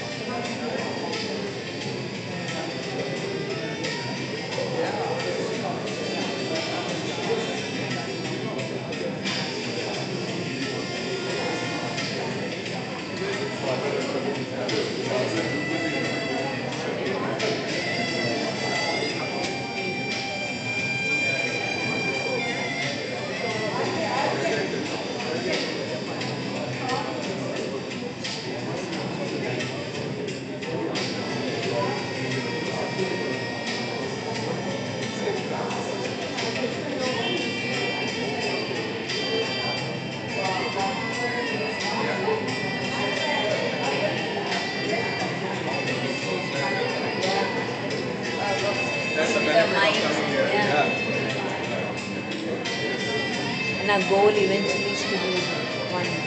Exactly.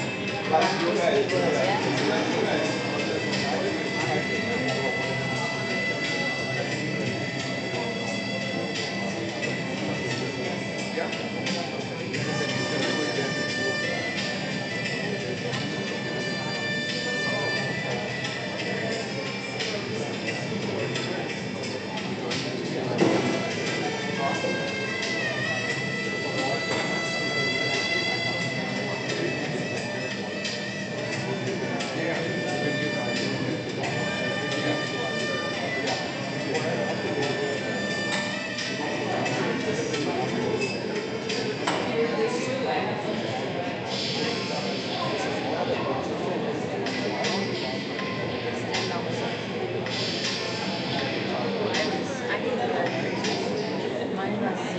Today, I think today morning it was.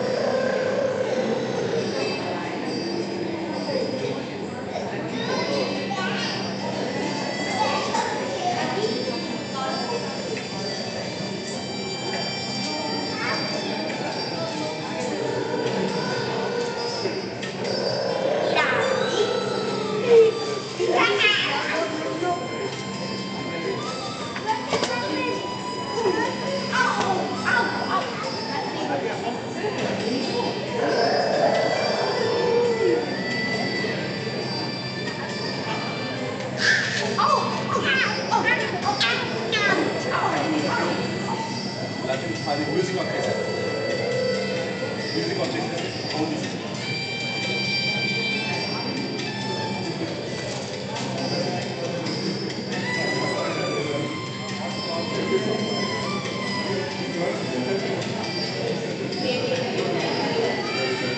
Certificates దొరికాయా ఎక్కడ పెట్టారు?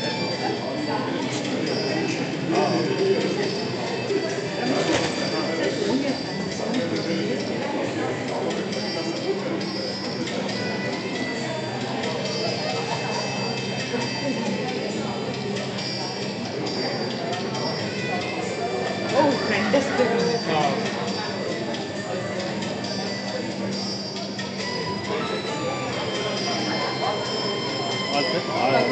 రవ్వుండం తెలియదు లేకపోతే డాక్టర్ షాపింగ్ చేస్తుంది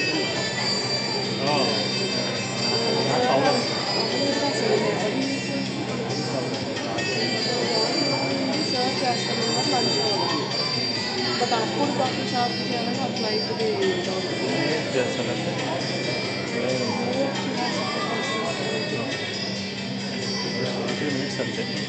ఓకే. బట్ మేయర్ తోటి ఎక్కువసేపు కాకుండా చేయాలి మేయర్ని మీరు చేస్తారా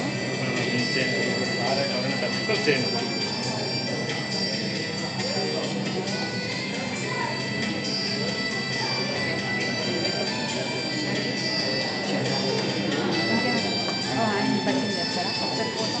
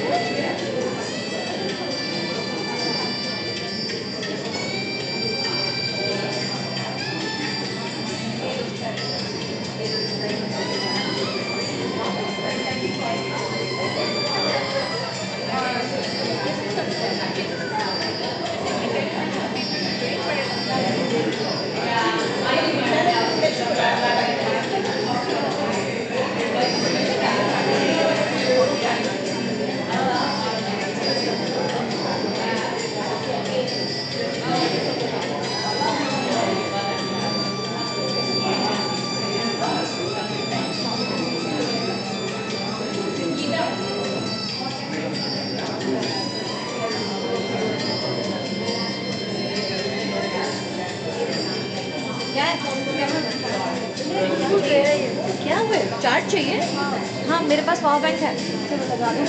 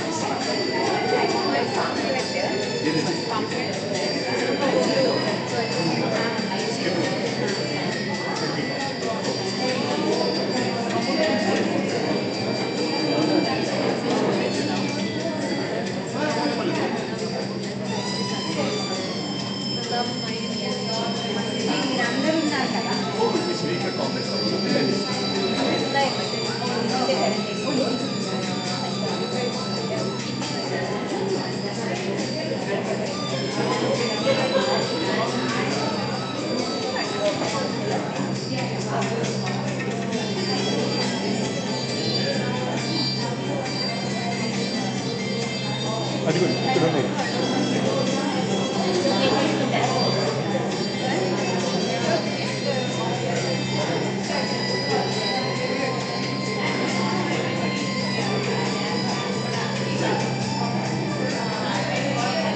పెన్సిల్ ఇచ్చేయమంటారా ఇచ్చేయమంటారా pencil ఇచ్చేయమంటారా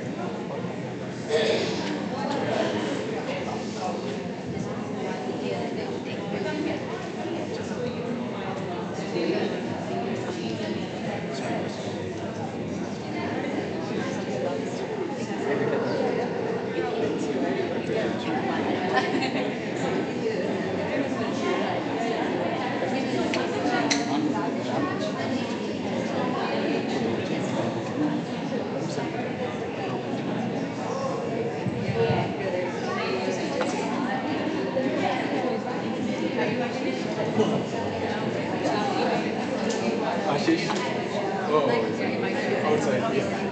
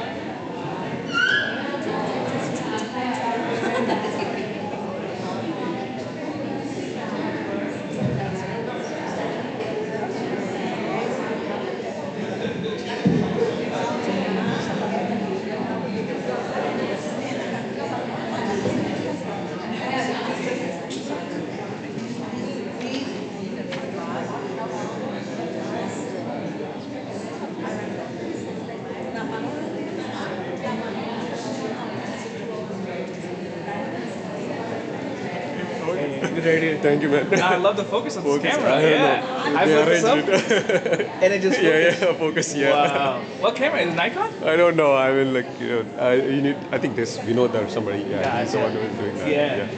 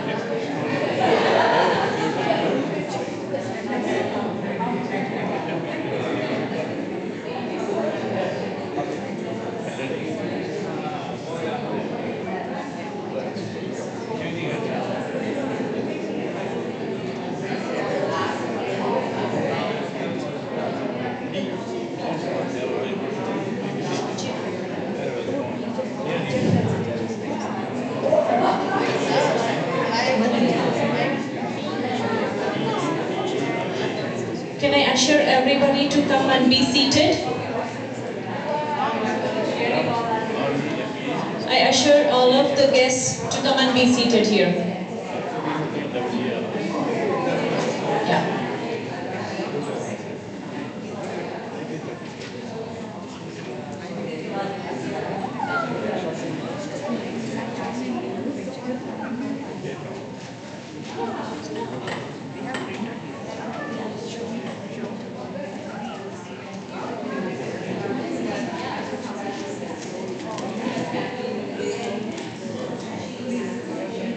Thank you everyone. I hope you all had a nice refreshment. So I wanted to introduce about an app here. If you can see, we have a QR code which is Buddha Seva Quantum Foundation explore the Buddha CEO world.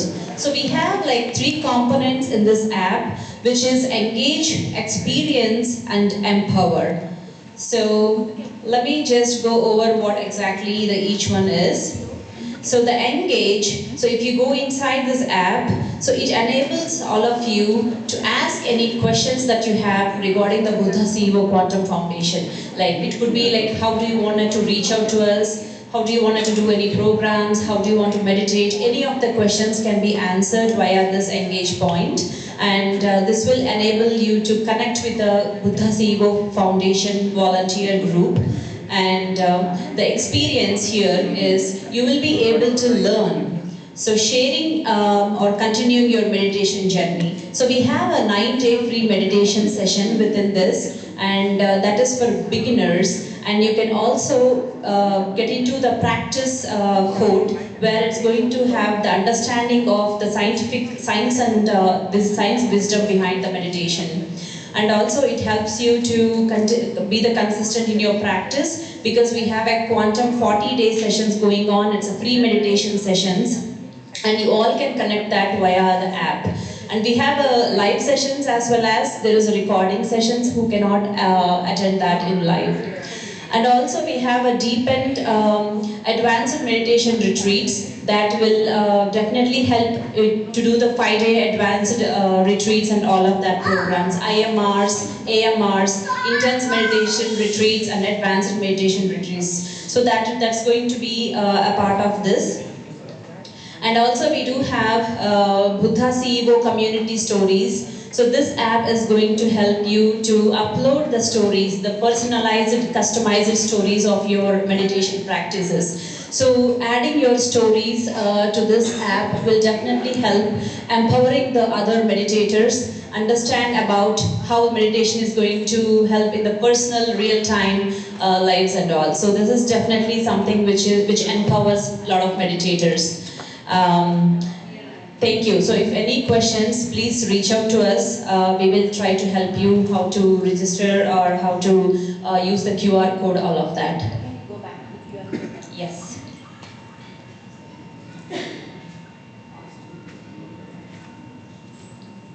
Please take some pictures if you want to.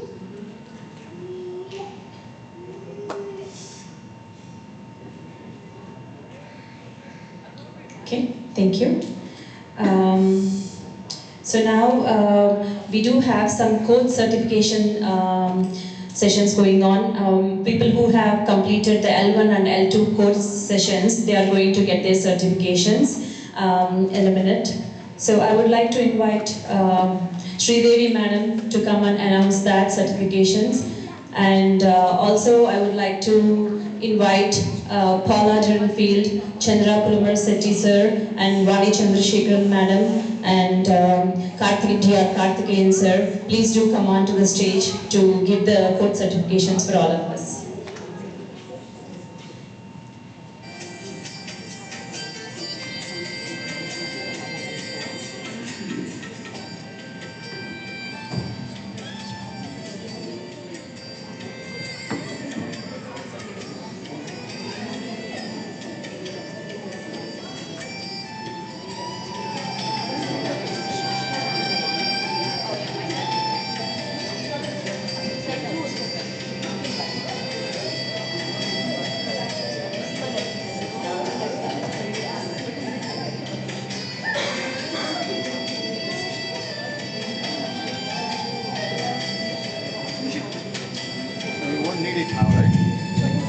Hello everybody.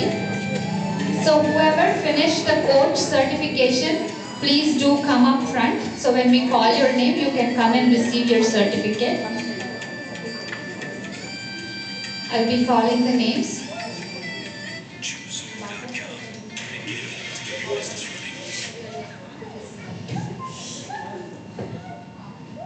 Chandramohan Batra.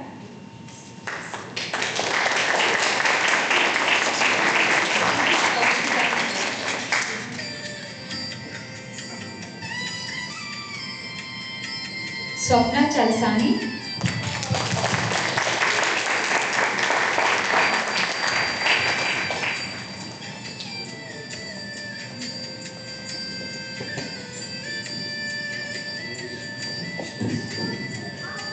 Shamini.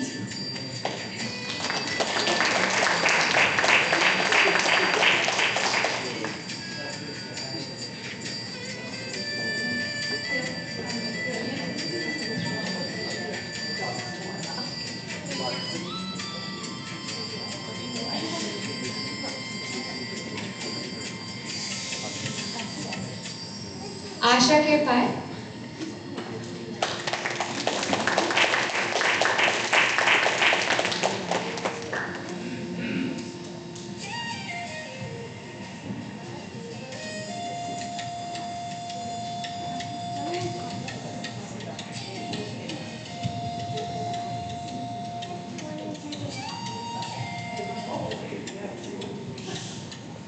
Lavanya Vallabhaneni.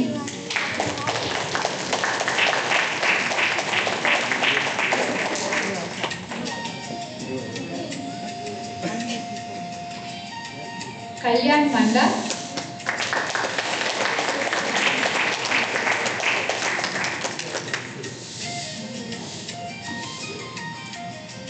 P.K. Parthasarathy.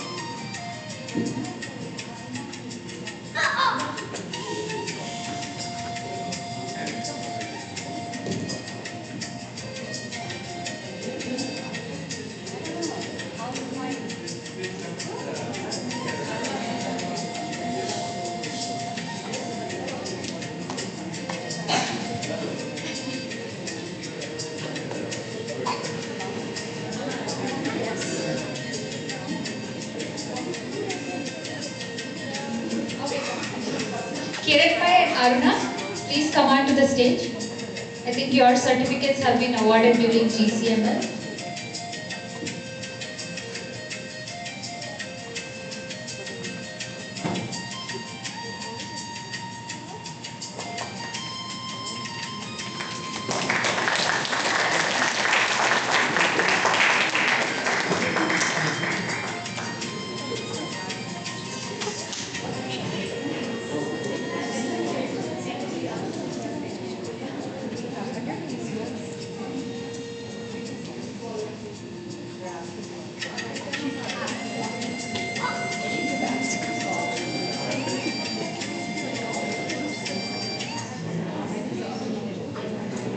So we have the youth volunteers who helped put the event together, and we would like to have a special recognition through some certificates given by Padma Shri D.R. Karthikeyan sir and Honorable Mayor Paula Field.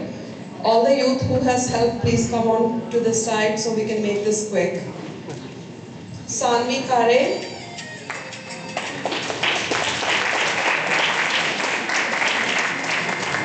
Parmita Kondamutti.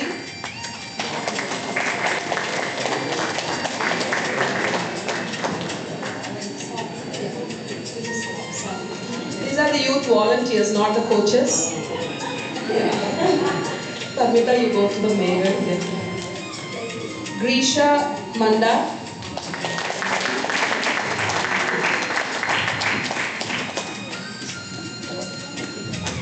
Anita Shetye.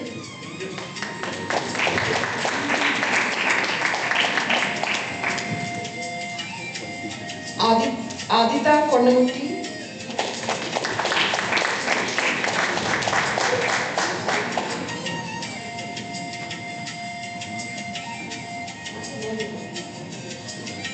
Adya Shri Vallabhaneni.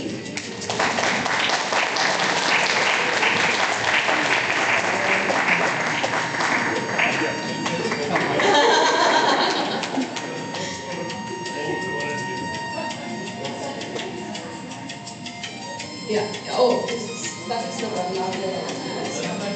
Oh, that's a Yati Manda.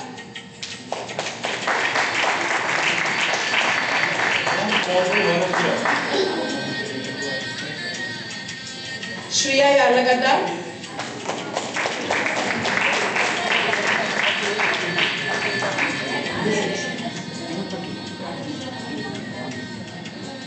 Thank you. Thank you, sir. And we can have a group picture if you can quickly come on the stage.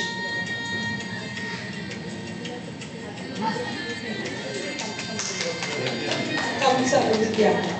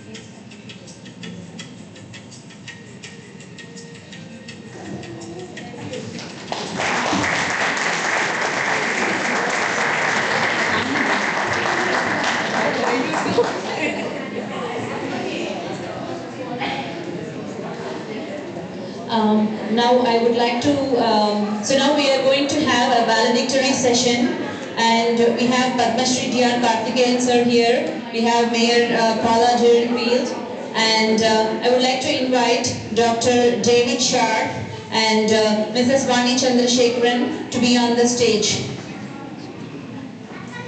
And I would like to have a couple of words about Dr. David Sharp. So let's welcome Dr. David Sharp, Professor and Chair of the Department of Physics at Maharishi International University. Dr. Sharp earned his PhD from Johns Hopkins University, specializing in philosophy of quantum physics.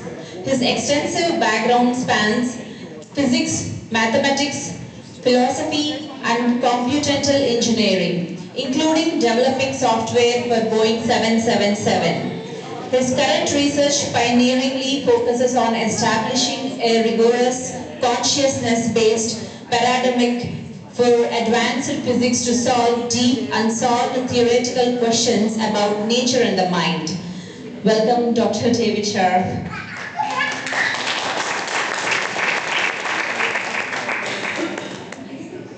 Okay.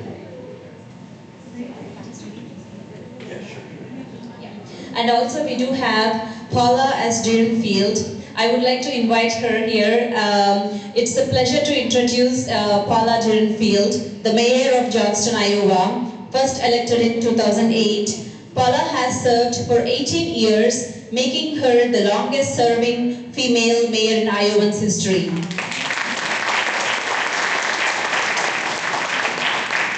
Prior to her mayoral leadership, she spent 8 years on the city council and had a distinguished 22-year career as a government relations attorney. An inductee into Iowa Women's Hall of Fame, Paula has also served as legal counsel of Iowa's governor. Please join me in welcoming Mayor Paula Derenfield. And also I would like to welcome Vani Chandrasekharan. She's the CEO, co-founder of Buddha CEO, and I only know Vani madam a couple of years back, but she has been a family, and she's behind Chandra sir and the Buddha CEO Quantum Foundation. She's the woman behind that foundation. Welcome her.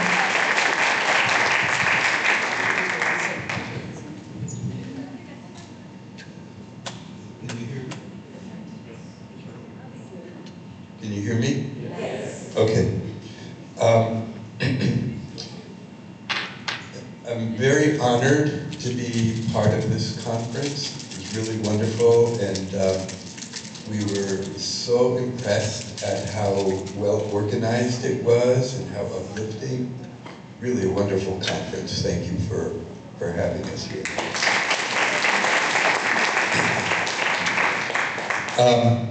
We're going to have a conference at MIU in Fairfield, Iowa.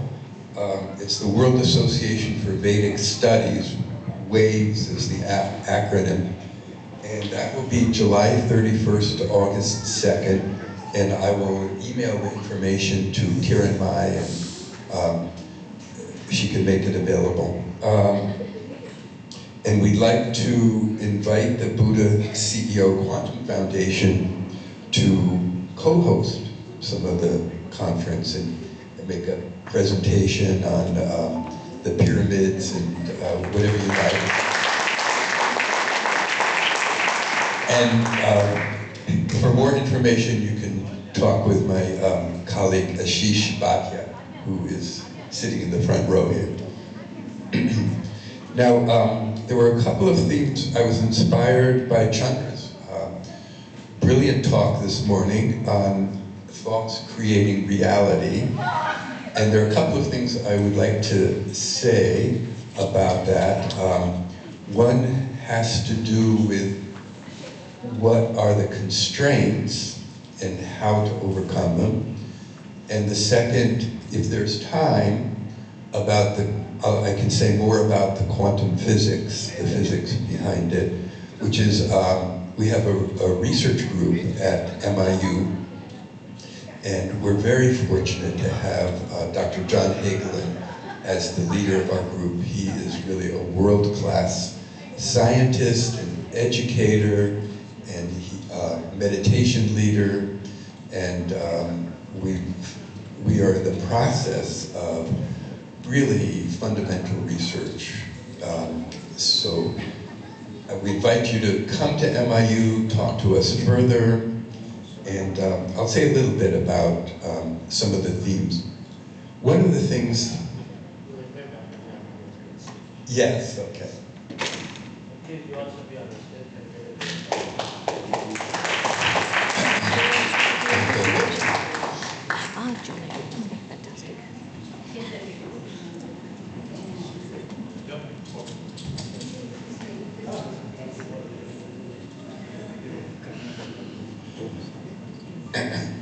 Now, on the theme of thoughts creating reality, there's a subtle but important point that I would like to draw attention to, and that is there are layers of reality.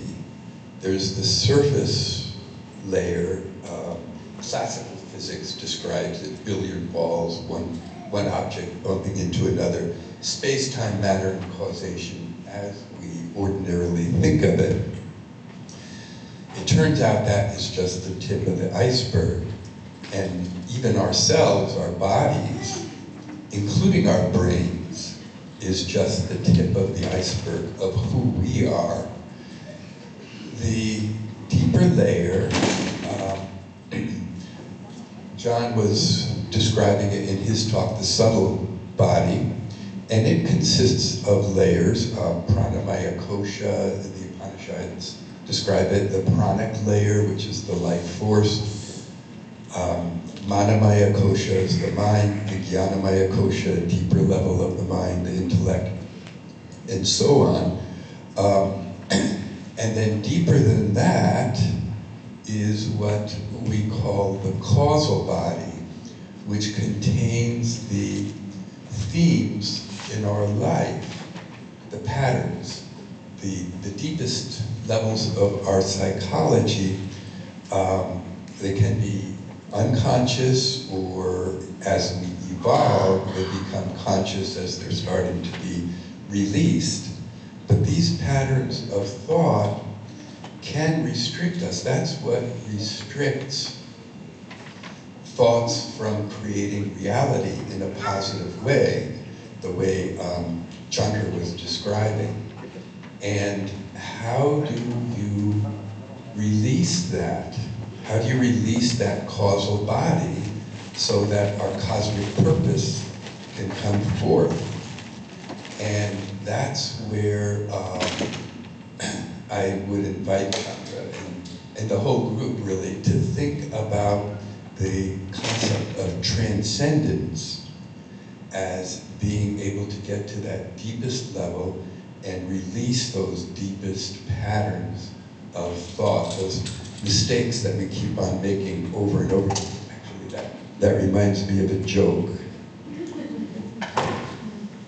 There was a guy, no, there were two friends, and they went to the movies together, and there was a trailer before the main feature started, and it involved a guy on a motorcycle zooming along, and there was a tree with a low-hanging branch right in his path.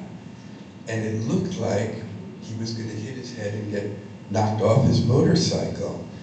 And that's where the trailer stopped. So you didn't know if he was going to hit his head or if he was going to veer off and save himself. So the two friends made a bet, $100. Was he going to hit his head or was he going to veer away at the last minute? So they made the bet, then they went into the movie to see what happened. And when it got to that scene, the guy was zooming along and he hit his head and he got knocked off his motorcycle. So after the movie, the guy who lost paid up, and the guy who won said, you know, I have to confess, I cheated. I already saw the movie. And then the guy who lost the bet said, you know, I have to confess also, I saw the movie too. So the guy who won said, well, why did you bet? So the guy said, I thought he would have learned by now.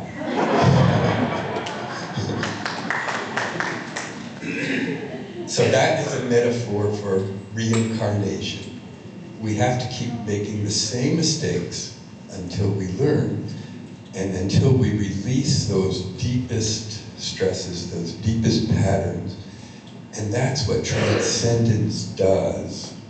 So what I am suggesting is that we work together and combine transcendental meditation with the other Buddha CEO techniques to supercharge your insights.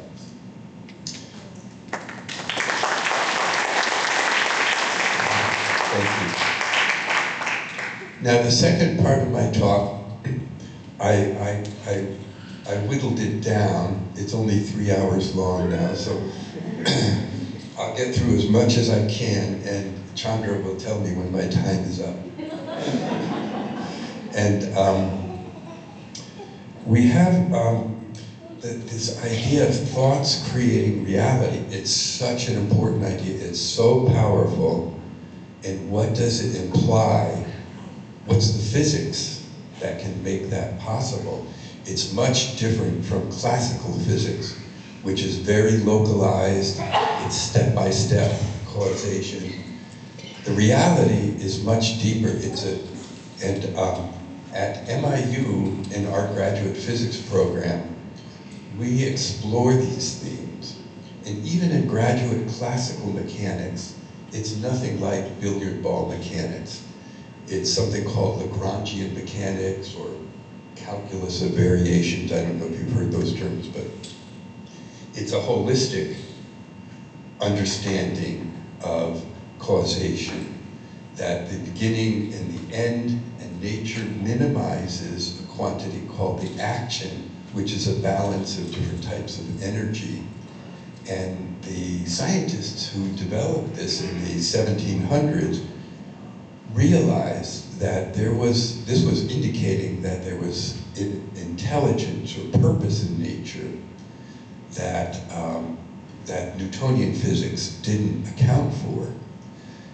And that theme was debated in the 1700s. It got shoved aside by an understanding called materialism, and materialism has come to dominate the intellectual academic sphere. And it may have had a useful purpose in the beginning, but by now it's become a constraining factor on scientific progress. So in Lagrangian mechanics, these holistic themes get accelerated when you get to advanced electromagnetism. And we think of electromagnetism in terms of practical devices, digital computers, even biology and chemistry. These are all electromagnetism, manifestations of electromagnetism. Electromagnetism is the first unified field theory. It combined electrical phenomena and magnetic phenomena into a single understanding. And the genius who cognized this, his name was Michael Faraday. He was a simple guy. He was a blacksmith's son. He had no formal education whatsoever. He was completely self-taught. And he realized that there was a unified field underlying the diversity that we see on the surface of nature. And then a younger scientist named James Clerk Maxwell teamed up with him, and it was a divine providence that brought the two together, and he worked out what's called Maxwell's equations, which is, now the electromagnetic field plays a role that's not fully understood in classical electromagnetic theory. You have to get to quantum physics to understand it better. What happens is that in Newtonian physics, you have an object moving along like a billiard ball. It has momentum and energy, and it can transfer that momentum and energy when it bumps into another billiard ball. That's classical physics. Well, in electromagnetic theory, the field stores energy and momentum in some abstract way that not fully understood classically, and then it gives it back. And anomalies start to show up that point to a deeper level of nature's functioning. I'll just give you one example. If you have an accelerating electric charge, this is the way a radio tower works that broadcasts electromagnetic signals. You accelerate a charge up an antenna, and it radiates off electromagnetic energy. That energy is then in the field, and because of Newton's third law, for every action there's an equal and opposite reaction. Some of that energy comes back onto the moving charge. Now here's the anomaly. The moving charge starts to feel this radiation reaction force before it even starts to move. The field knows what the charge is going to do before it happens. This is just one of the anomalies, and they get more extreme when you get to quantum physics. You have entanglement, quantum field theory, which gives much more detail about these field effects in terms of Feynman diagrams. And then we get to string theory, which is the deepest level of all. And all this is part of what we're working on at MIU. So I encourage you to look deeper into what we're doing. Come to Fairfield, talk to us. We would be delighted to meet with you and partner with us in whatever ways. Ashish is a brilliant entrepreneur. He's full of creative ideas, as you guys are, obviously. So maybe there can be some synergies here. So that is my introduction, and I have 2.5 hours more. Is that correct? Okay. Thank you. No. Thank you.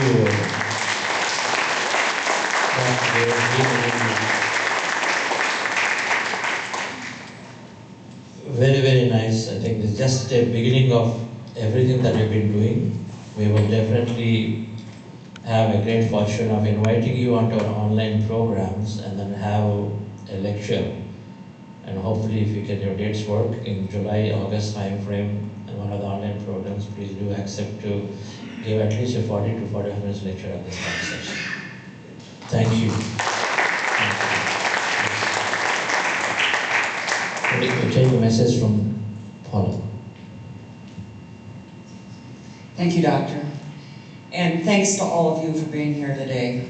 First of all, I want to give a real big shout out to Dr. Karen Mai, sitting there looking at her phone. I got you.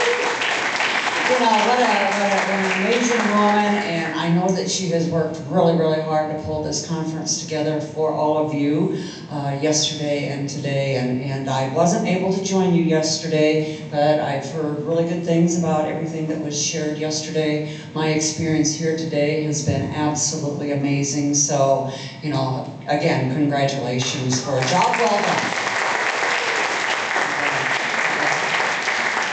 And again, congratulations to all of you for being here today as well. You know, this is important. This is important stuff that you're doing. You know, Dr. Chandra, this morning I'm sitting here and you're up here on the stage and you're sharing, you know, all of your wisdom and wealth of knowledge up here, and my head is just spinning down there. I mean, it was about ready to explode because it was just like, all of this stuff I know, and I've lived it my entire life, and sometimes I forget it. And so I need to be reminded on a regular basis, you know, these things are important. You know, set goals, look for opportunities.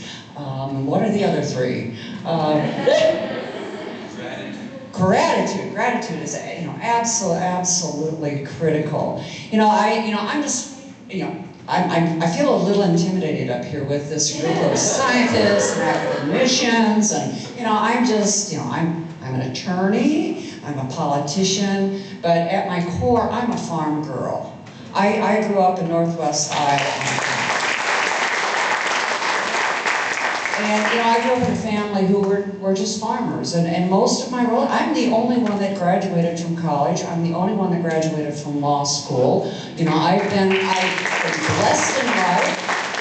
I've been incredibly successful in life, and it all goes back to the things that I learned when I was 10 years old growing up on a farm.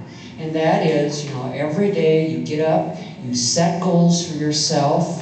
You eat your fruits and vegetables, you drink your water, you know, you work hard every day. At the end of the day, you say thanks for everything that you've accomplished that day and everything that you've been blessed with that day, and you go to bed and you get a full night's sleep and you get up and you do it the next day. And so, you know, I credit my success in life to learning those simple lessons very, very early on. And so, you know, as I was sitting out there, Dr. Chandra, I'm going, okay, I am now 72 years old, and, you know, I feel good about, you are too?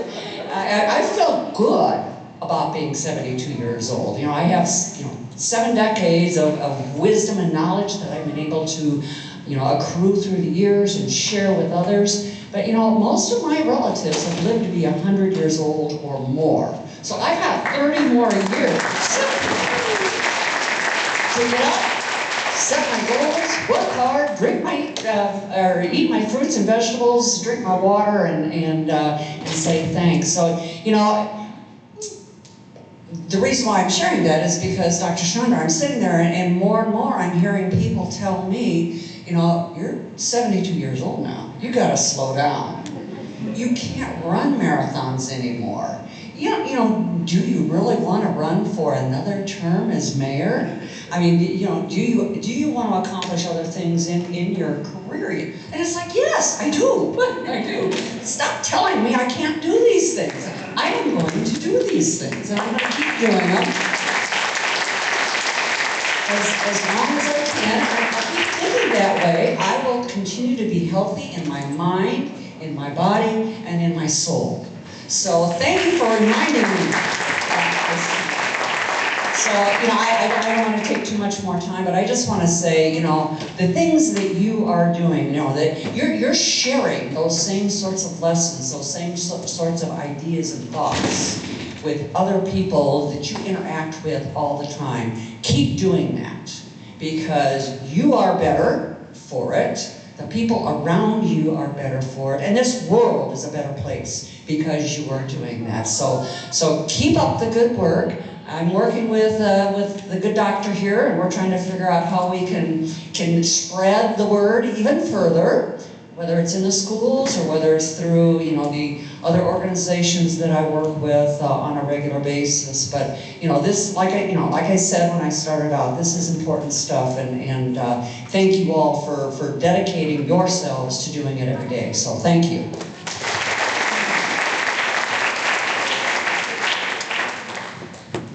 Dr. Young, your message.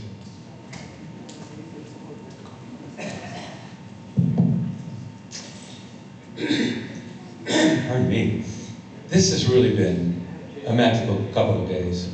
It's been lovely to be in the company of people who are very philosophic, who are dedicated to the betterment of themselves, which is, all of you are units of this world. You're dedicated to the development and improvement of the world, which needs serious attention these days. And not just on a superficial level. We can try and tackle the world's problems economically, various things we can do to help try and improve the environment, but to improve human behavior and to deepen human understandings, that we make better decisions, so that we really progress in life, individually and as a world. That's the key. That's the key. It's the inner life. It's the inner reality. It's the inner consciousness. It's our deepest mind. It's our subtlest, most refined feelings that govern our own lives, but govern everybody's life. And to a surprising degree, we're all in this suit together. It's very nice to be in this particular suit, but, you know, the world as a whole is experiencing problems. And we as a group, even this size, have an influence on that entire world. Now, we could have a bigger influence if there were more of us, and we are growing. We can certainly see that. And I think it's really from our core being, the deepest, most expansive, most naturally blissful, that aspect of us that is literally eternal, literally beyond space and time, which is our consciousness. It's the you inside of you that transcends all of this, that was there before the universe emerged, and will be there once this universe in another 12 billion years ceases to be. So that's the core reality. Obviously, that's not your day-to-day experience, but that's your inner reality. That is your consciousness, which is what you are. We have a body, of course. We have thoughts. We have a mind. We have an intellect. We have our feelings.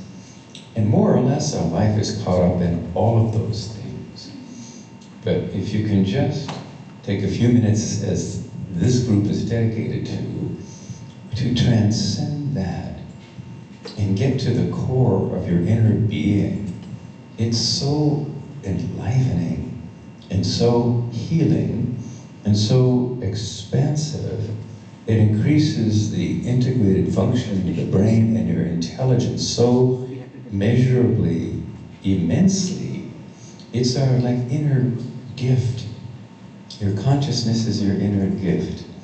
Meditation is about getting closer to and ultimately experiencing that until you really, really know and will never forget that you are that. That's what this is about, fundamentally. And that inner change is the basis of outer change. Expand your consciousness, your feelings become more refined, more sweet, more helpful and uplifting to yourself and to others. Your mind becomes more clear. Your actions become more focused and powerful. Your charisma grows. It's like turning up the dimmer switch in this room. The light shines more brightly and everything improves instead of stumbling around in the darkness where you're bound to trip and break your knees. So that influence we're bringing and the people we're teaching are all contributing more and more to the evolution of our planet, a world that desperately needs help. but where there's hope, really profound reason for hope. This is growing exponentially, and it won't be long. In fact, already, if we pull ourselves together and we meditate in groups, and larger groups which are being built around the world, that influence is measurable. And certainly in the locations of where those groups may be, like right here today, these effects are measurable in terms of real factors of crime, health, accident rates. As people settle down together, because we're all linked, as that influence of harmony and coherence spreads, people are clearer, they're more awake, they're less scattered, less confused, less angry, less desperate, less likely to commit crimes. It's a real effect, and we're growing quickly. And as we grow, numbers become sufficient, as 65 studies, published studies have now shown. We can really change the world, and we're so close. Can we do it in time? It's up to us. I don't know how much time we have before somebody really makes a horrible mistake, pushes the wrong button, but we're doing what we can, and that's a blessed thing, and you're all a great gift to the world through your commitment to the evolution of your consciousness and the evolution of life on the planet Earth. Thank you.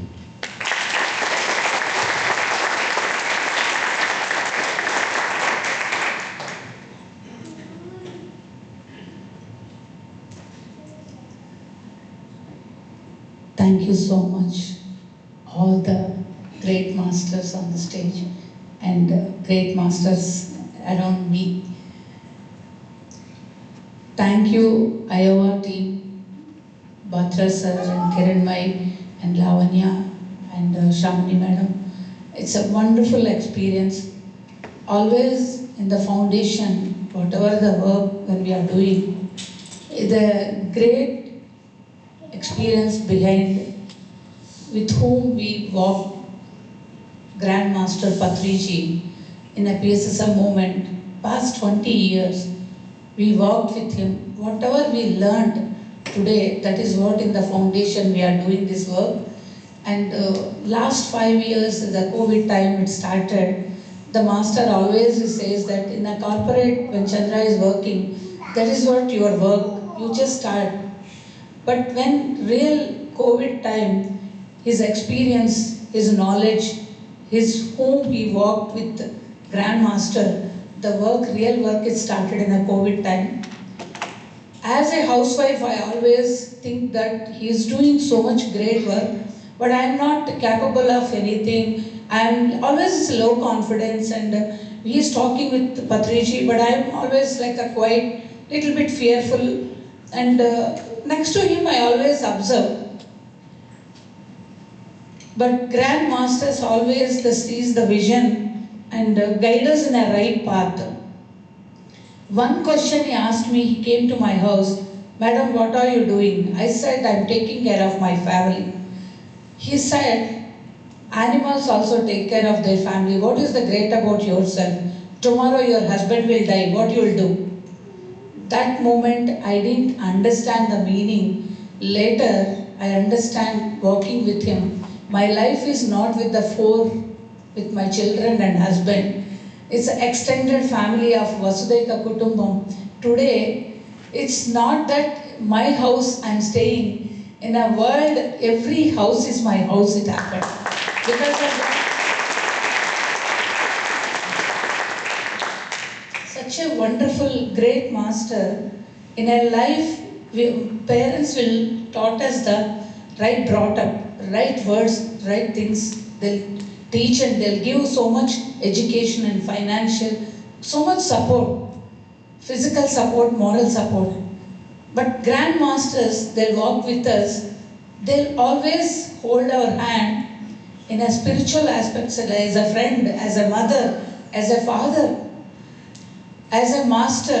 In every aspect, they'll be with us to guide us in a right way in our journey. And I'm really ever grateful to the Grandmaster Patriji. Always Chandra today, the manifestation workshop. In my life, I don't have a clarity. I always live in that way. because I'm enjoying myself what I'm doing. I don't have much goals. I don't know anything like that. Any man, like examples I want to write, I don't know how to write also. But today, I know I don't need the vision board. I know that holistic living and holistic well-being and holistic world it will create. That is the only one vision board. Because of that, Grandmaster gave me this life. Every house is your house. Every person is your family. Every problem is your problem. You please be with them, hold their hand, work with them, give the best experience what you got in your life. That made me to understand most enjoyable, joyful, meaningful life I am living. Because of that, my children, both children, without even asking, they're doing whatever I'm wishing. You don't do it, we will do it for you. Like that, they both are taking an inspiration and doing. And as a biological children, they both are now supporting. In a spiritual children aspect, today you saw that Adya, such an young child to great grandmaster, spiritual ambassador Karthikeyan sir, he's all the time, he's with us too, because his agreement with Patri sir, this spread the meditation, Anapanasati meditation all over the world. And he's taken agreement with Patri sir, and he is walking with us all the time. In fact, this event, we didn't even call him, because his age, we should respect, we should not invite, he can't say no. Every time we should not, last year, regional conference he came this time. But how nature will support, and Kiranbhai, Madam Karthikeyan sir, if it comes, it's good. I said, Kiranbhai, when we ask him, he can't say no, we should not pressurize. But how her wish, when pure, and our intention is right, and his presence has to be here. Ananda Sangha, they invited him, and because of that event, he came, and this is part of it. And our event, a continuation journey of again, he has to be here today. And thank you so much, sir. And all the time. Without all of you, this program won't be successful. And everybody in this room who all are there, this is all one master's vision, not everybody's intention should be spread this meditation. As a housewife, I started my journey, and Pyramid Valley International Soul Trend Center, and my mother and my mother-in-law, they started their own journey with the spreading meditation, running the village, running a centers. Whole family is towards meditation. They're living their purpose most meaningful way. My mother-in-law 80 years old. My mother is a 78 years. Today when I call, I'm busy, I'm in the session. I'm taking the music class. And I'm doing garden work. Before they used to have, you didn't call me. Instead of that, now they're enjoying their journey. They're busy with their own happiness. And as elderly people, I am not doing anything. I am doing everything. They're enjoying life like that. And what else is needed? This is what in a spiritual understanding when it comes, age is not a bar. And Adya too, everyone can do this work. And thank you each and every one. Thank you Iowa team. It's really great fulfillment. First event started in Dallas. So much happiness and fulfillment got. One master's pure intention always drives the events. There, its journey started in the 1 month back. This completion is Sahasrara. It's like a tip of the pyramid. And really thank you, Kiranbhai. Great experience and love you all. Thank you.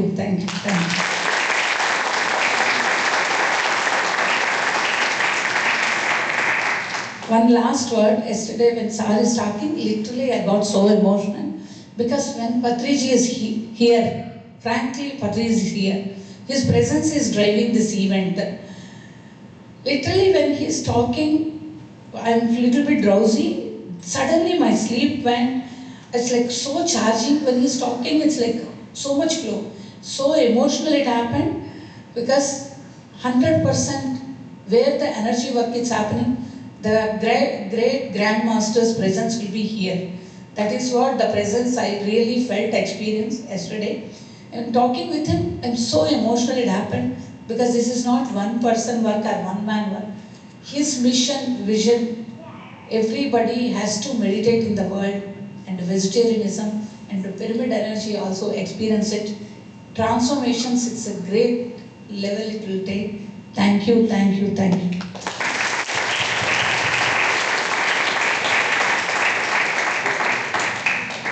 They have applicants penetrate water for this. Increase water more. Yes. Applicants university.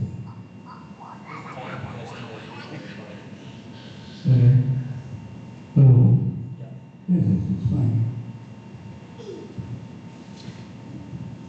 Everything that has to be said has been said already. We had a wonderful 2 days here. I have fallen in love with Iowa.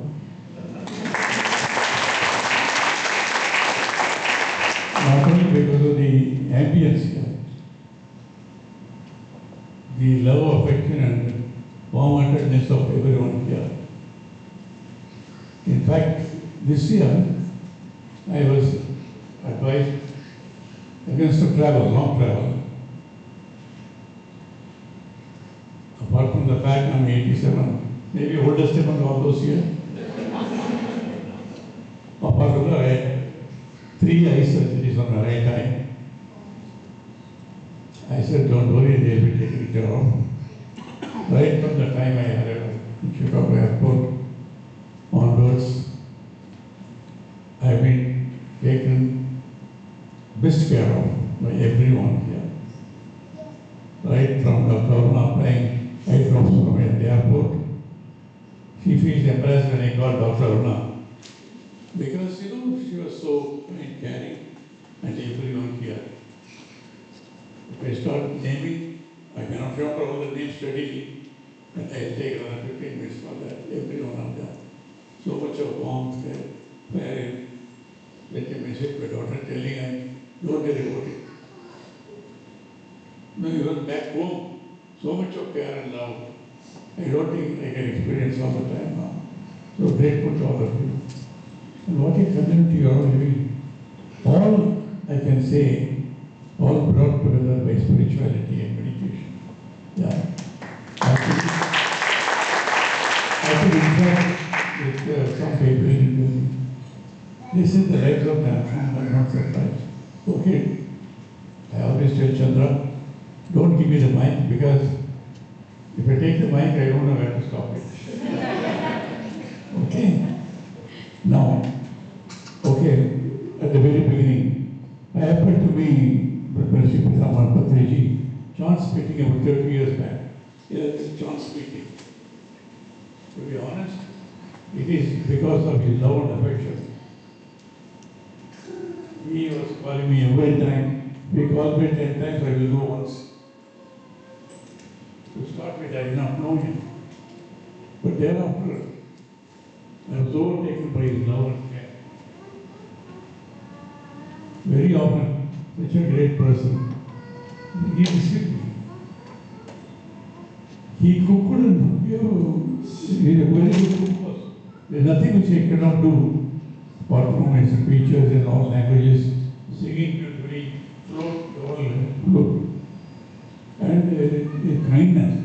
If he comes home in my place, he will sit with a driver and cook and teach him. He will play.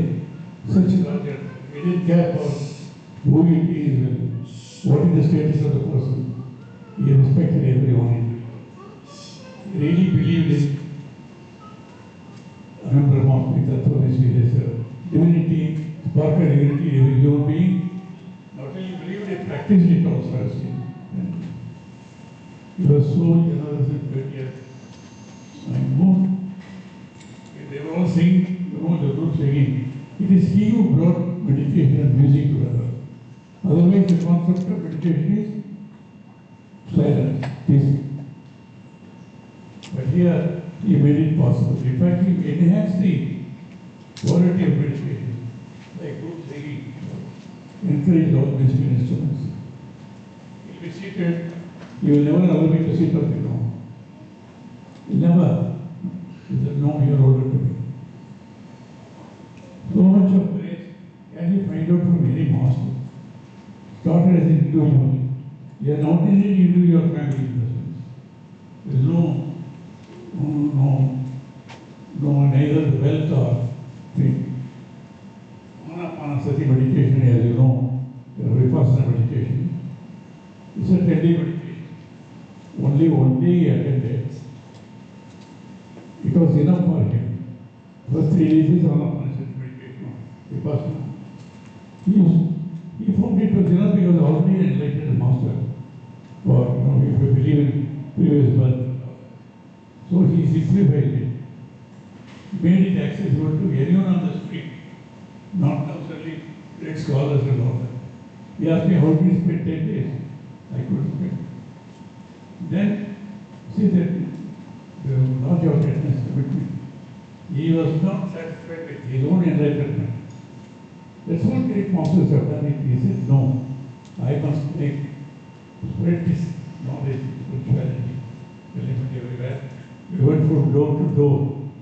Not a very rich person also, ordinary. Door to door those days. When I met him 30 years back, he said, I want to create Dhyan on the place, means that on the village to village, travel by all means, bus, car, whatever is available.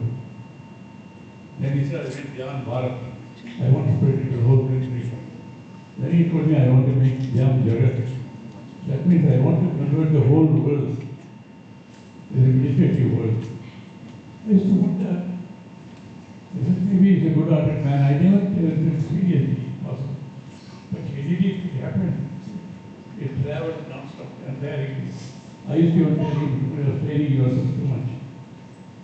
But he knew that limited time available on the planet, he wanted to do as much as possible. He traveled all over India, many parts of the world. And that he could do what we could. Then he created many masters. Many masters. Thousands of people. Among them, there are many who are doing this work. There are Ronnie. When I used to go there, they treated me with great love and respect as you do it here, as the guest and friend of the master. Like a shadow. So when COVID happened, and Sadhguru called me and said, sir, we cannot gather, so I want to do this Zoom platform. I don't want you because senior also is we are all spoiled there. I have 2 secretaries everywhere. I didn't know how to operate also at that time. So out of gratitude for their hospitality, I said yes. The first 40-day program, I did the inauguration. I thought after that I would withdraw, but it was interesting, I stayed through. I thought only one day. Interesting, so a few days I continued with my interest. Though we were not new to spirituality, already associated with many spiritual movements. Teaching very simple and direct. Then I shared it out with a few of my friends, telling me something interesting. People who took me seriously, some of them joined. Because I said, interesting. It was free meditation. No. But one of my close friends, was a man, he said, 10 lakhs rupees. Vedranti class, I didn't say, but they wanted to support it. Like that, if people joined. First 40-day program, yes. I also later on used to say, he started like an elementary school teacher. Basic. Second 40-day, it will go with my endorsement all over the world. After 40-day sessions, I said, I used to tell Bharima also, he said he started as a school teacher, a high school teacher. They graduated to college teacher because he was also working. He learned a lot while teaching education. He also, like his master, PG, read widely. Apart from the philosophy, the scientific aspects of all this was there. Then, after a few sessions, I said, you will be a global master, which has happened today.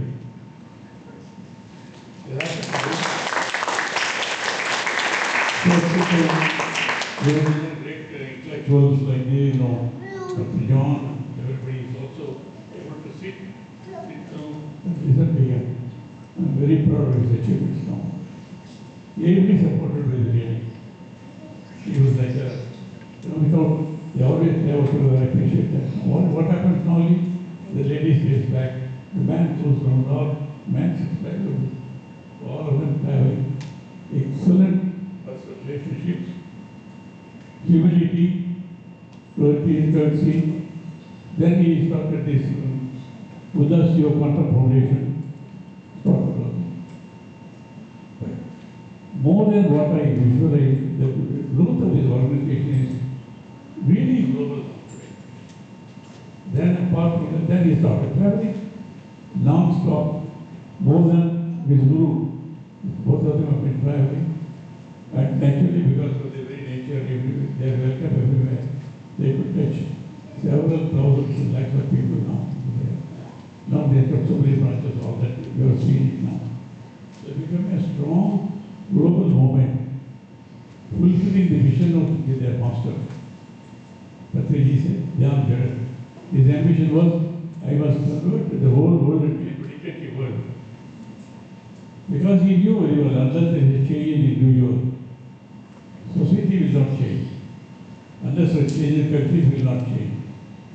That's the only way you can create a world without war, a world with there is peace and justice, prosperity, everybody, not one person. I'm very happy that their message is spreading all over. Thank you. So many language programs, like Kiran.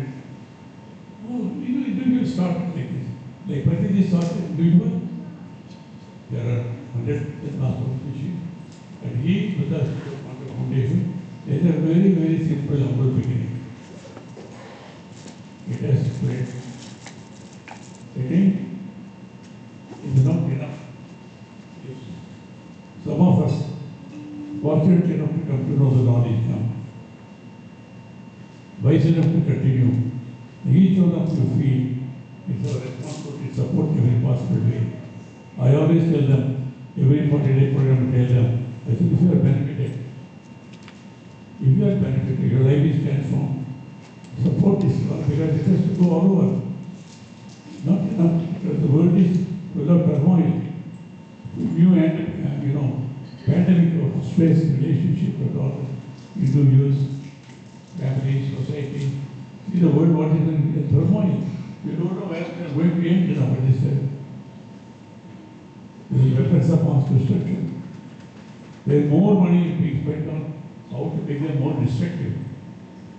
Unlike those wars, where with swords and arrows around the fighting, few hundreds will die, few thousands may be dying by war.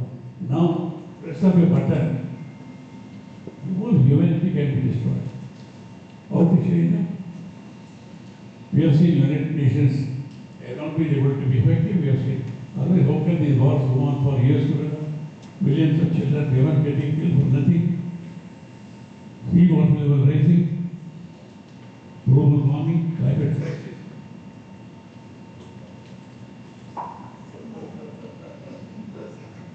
Oh, like this, I told you, don't give me the mic. They will give mistake with the mic. Anyhow, so I want to congratulate all of you. Child like you have seen, it's possible you can create a world. To love more meditators, spreading peace. What about your future children? They have clean water to drink, clean air to breathe, healthy food to eat, no addictions. Stress is life. Is over in the hands of all of us. Enjoy my stay here. Thank you.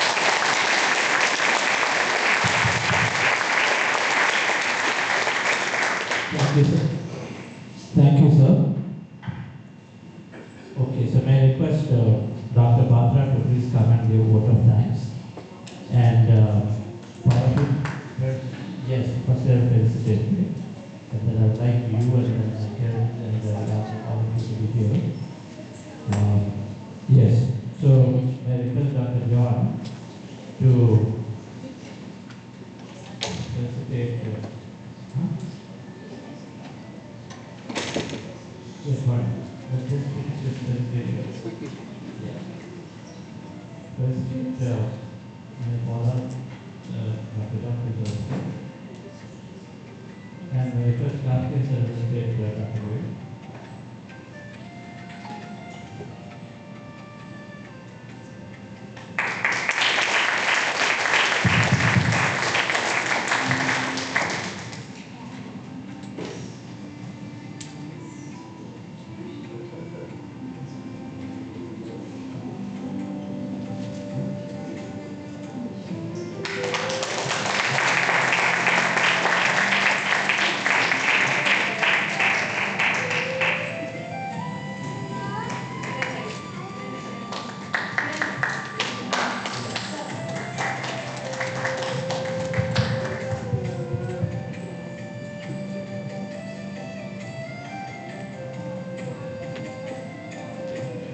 Thank you.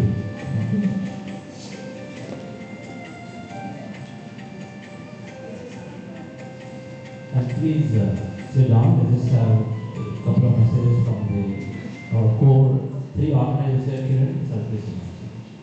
So conclude the vote of thanks.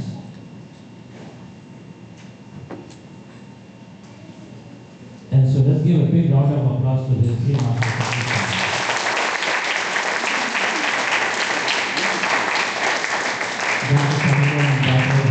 Lavanya Madam and then Dr. Kiran. This is very, very ceremony.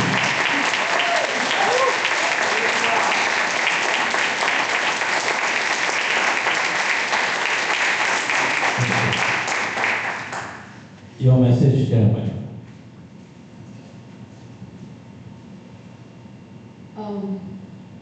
So it's like, thank you so much for coming into my life. That's what I would say for you and for Rani Madam. Because before Buddha CEO and this meditation happened for me, I was always questioning myself. I think I will come in the front.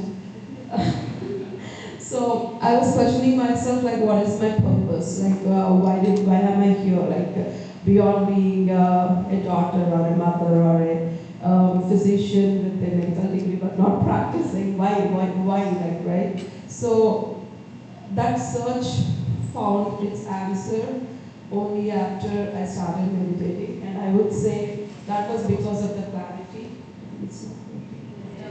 Okay. So it was not. It was because of the clarity of being able to go within yourself, being able to filter out the suggestions that come externally, but take the suggestions that come from within yourself. Because there were times where there's so much would happen, but you wouldn't know what to do, right? So for that clarity was needed, and today's manifestation session, that end, what is that end? 10 years down the lane. That was for me the community, a community, not wealth, but community of people that I could give my daughter, give myself, is what Buddha CEO has done for me. And I would really am thankful for everybody here. And couple of keywords, sir, is abundance. I was not talking about it, but I was trying to being abundant of the relations, being abundant of money, anything that you are looking for, be in it. It was hard, but I think I'm getting closer to it. And the next keyword for me was whatever it takes, and showing up, being in the full courage and capacity, asking the universe to give the clarity to find that opportunity, or find that this is the right thing or the wrong thing, and give that courage to accept it and to show up, to be fully present, and do whatever it takes. And the third third one is alignment. So that is the recent word that I had within my meditation. And I told myself, for RCML especially, we would be having people who will align with that highest purpose. And I truly see that happening with all the speakers and the panel and the audience. That alignment is there, not only for the spiritual work, but also for the work and personal things in general. So thank you so much for everybody, and thank you Mom, Dad, and Shreya. I really am very, very grateful that you are here and supporting me. Thank you.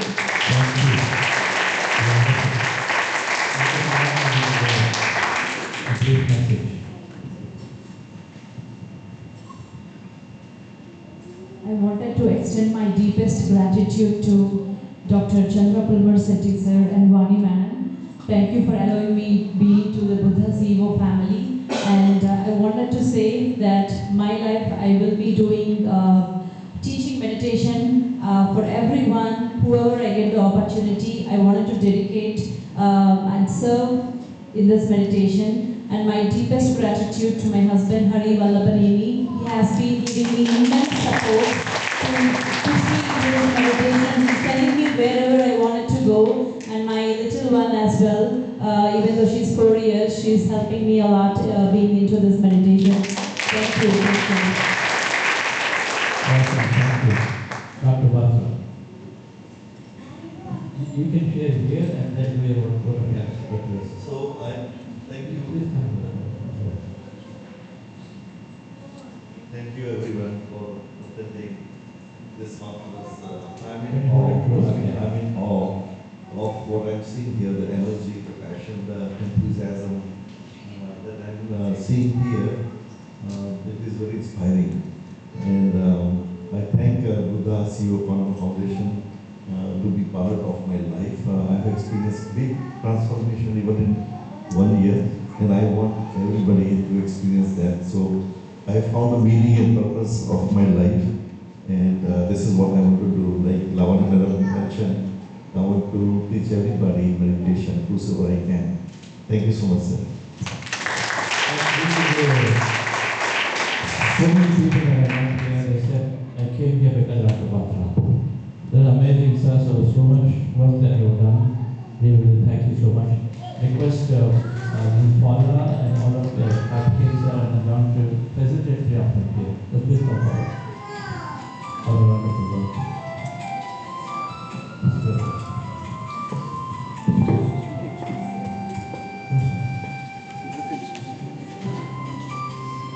Please come. In the meanwhile, Mr. Hari and Shamini madam, please come here. Kumeshji, Rita madam, yes, please come. Hari madam, please come.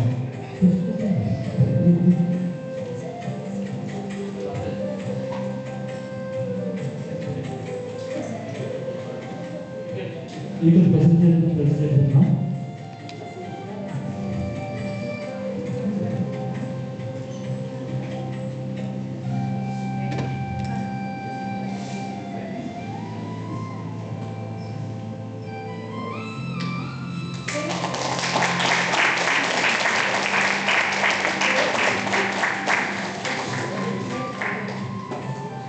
Shreya, please come. Shreya. Hariga, you have to come on the stage. Dr. Hema Patel, please come.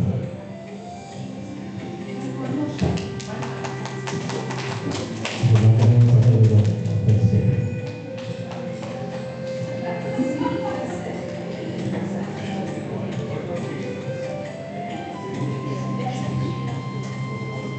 Please come here, Dr. Hema Patel. Please face Shreya. And we're facing the shot. Yes.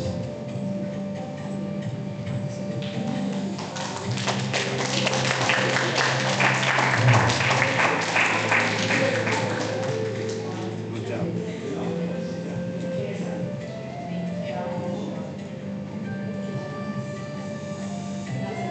Now there's shawl. We put a shawl here.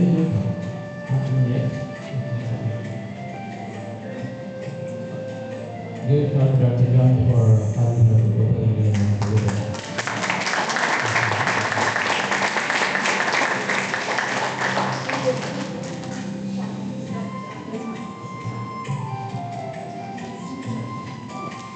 Dr. John, please put it on. Okay, you've got it on. Okay, so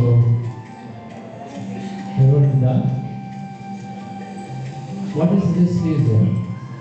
You please come here so that we can have a better picture. You can step forward a bit. Yeah, you can be on this way. Someone at the top and what? That's all.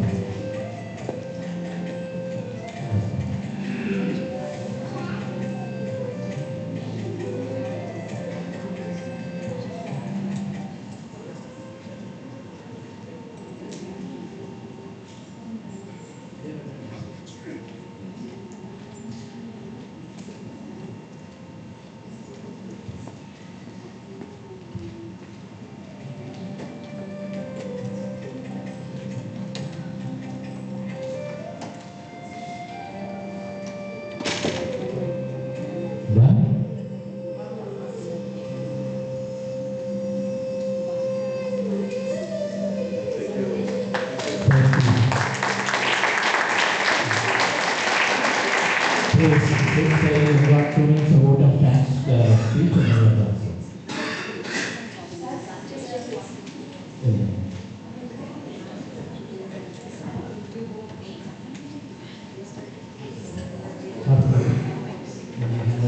Dr. Batra is not there that time.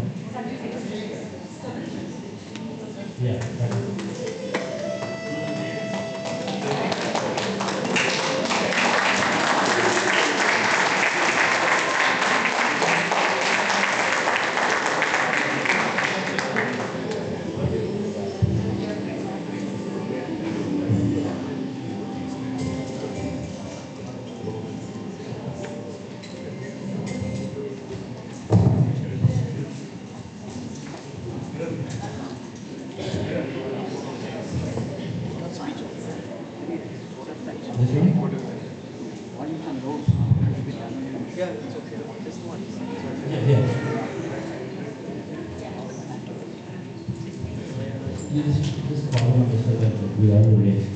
All the volunteers, please come onto the stage. Behind, yes, sir, you please read all the facts.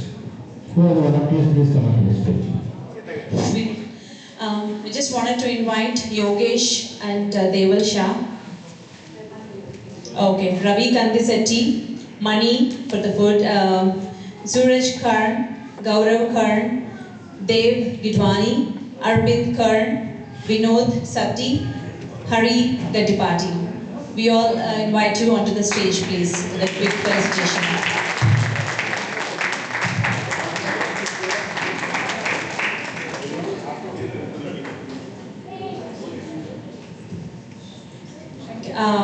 Kalyan, can you please come here, as well as Ramesh Garu, please do join here to do the felicitation. And Shankar, please. Please join for the felicitation.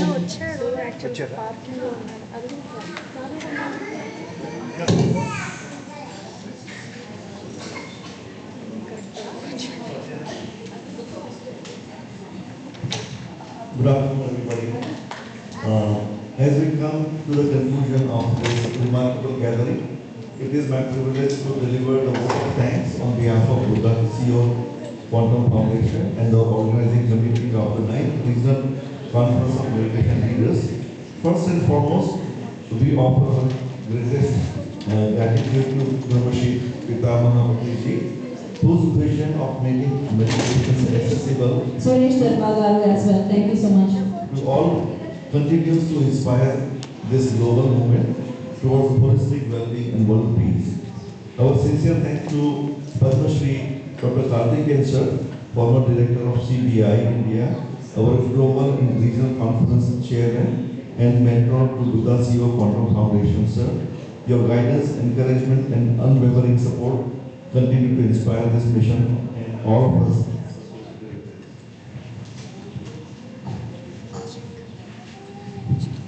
We extend our heartfelt appreciation to Dr. Chandrapura Balasetti and Vani Balasetti for the visionary leadership, mentorship, and steadfast support in making our CFL9 a success. We are deeply honored by the presence of our distinguished guests, Senator Renee Hardman, Mayor Paula Deerfield, and Vanessa Freitag, Chief Operating Officer of Mercy One Medical Center. Thank you for gracing this conference with your presence and encouragement. We extend our heartfelt gratitude to our esteemed keynote speakers, Dr. John Hagelin, Dr. David Shah, and Dr. Hema Patel, for sharing their knowledge, wisdom, and valuable insights. Our sincere appreciation also goes to the speakers and panelists, Dr. Asha Pai, Dr. Swapna Chalasani, Dr. T.K. Pardasati, Mrs. Sheetal Pawar, Mrs. Sherry Gupta, Ms. Dora Torres, Mr. De Velarpati, and Mr. Shrikant Kalla, whose experiences and perspectives enriched our discussions throughout the conference. A special thank to Mercy One Medical Center for hosting us and for their exceptional hospitality and support throughout this event. We gratefully acknowledge our sponsors and partners, including IndyMart, Estutech, Iowa Diabetes, and F1 Mind Financials, along with all individuals and organizations whose generosity helped make this conference possible. No event of this scale succeeds without a dedicated team working tirelessly behind the scenes. To our organizing committee members, Dr. Kiranmai Talasila, Lavanya Valavanini, Shamini Shettige, Ramesh Kondamurti, Mahesh Sri Rangam, Hari Valavini, Sonal Doshi, Mrs. Sridevi Khari, Mr. Shankar Khari, Mrs. Vani Puravalaseti, Shriya Yarla Gada, and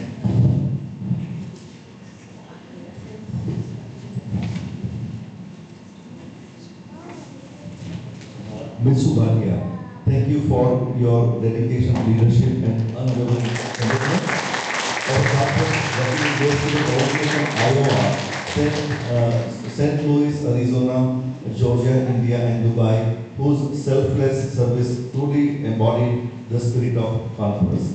A special acknowledgement to Mahesh Srirangam, Apurva Kondamurti, Kalyan, Manda, Vinod Reddy, Hari Garapiti, and Suresh Darba for their invaluable support with technology and audiovisual operations, and to Sridevi Srirangam for ensuring seamless stage flow throughout the event.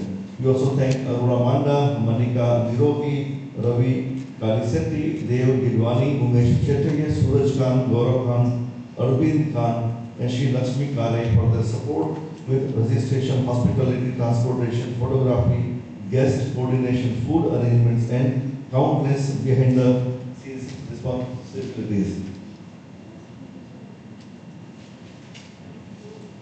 A special mention to our incredible youth volunteers, Parivita Kondamurti, Adita Kondamurti, Yati Manda, Girisha Manda, Adya Valavini, Rushvika Godi Mukala, Srinidhi Dasari, Anika Shettige, Sanvi Kare, Tritya Gudipati, and Shrika Shingi Kunda, whose enthusiasm and dedication brought wonderful energy to this event. Our appreciation extends to our 24/7 background support team in India and Dubai, Jayashree Madam, Vidya Punavarasetti, Koteshwar, Reshma Kaushik, Neha Sharma, and Ramesh V, whose dedication and commitment, and Sonali as well, whose dedication and commitment despite time differences played an instrumental role in the success of RCM9.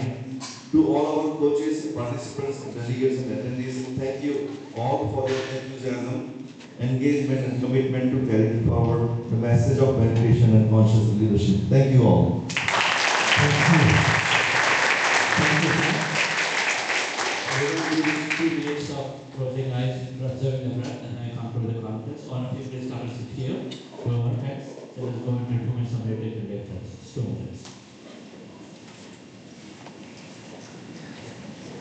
Relax yourself, with your eyes closed, your friends.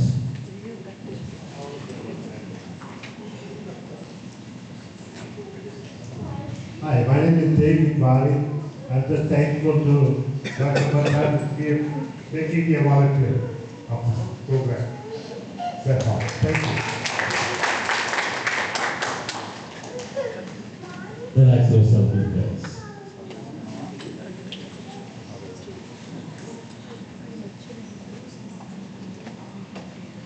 Your eyes closed.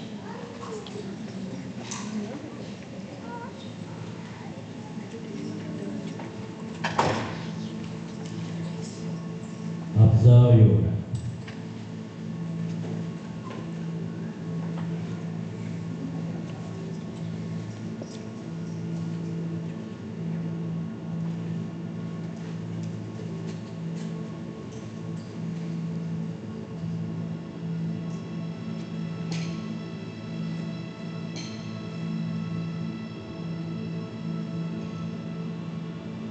Allow yourself to connect to this field of intelligence.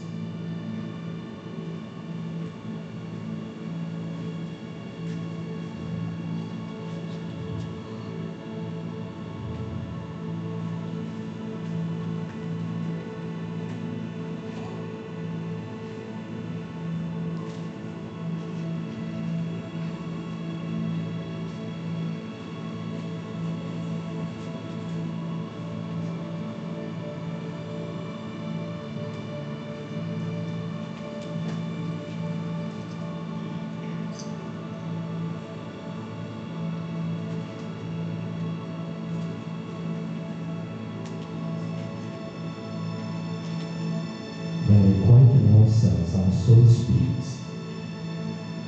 We understand ourselves. We dream. We become co-creators.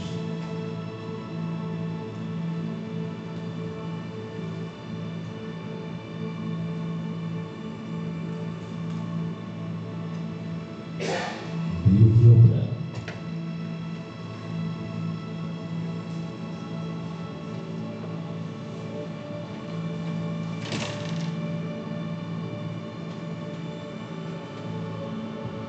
You love when you love yourself.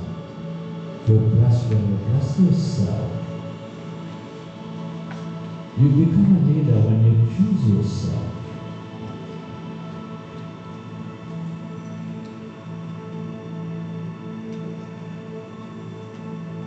The more you experience yourself, the more you experience that in everyone, dear friends. We deeply thank all organizations around the world doing this beautiful work, allowing us to know more about ourselves, allowing that energy to flow into others, that we are spiritual beings having human experience.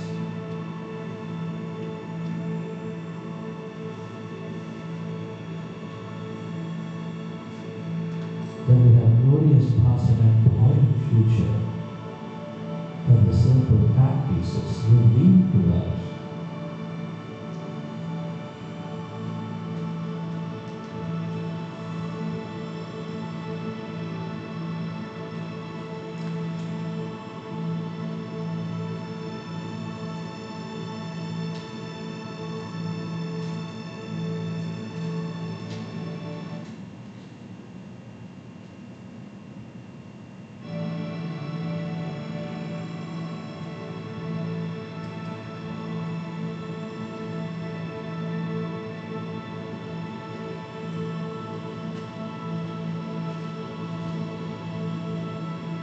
Slowly expressing gratitude and then open your eyes.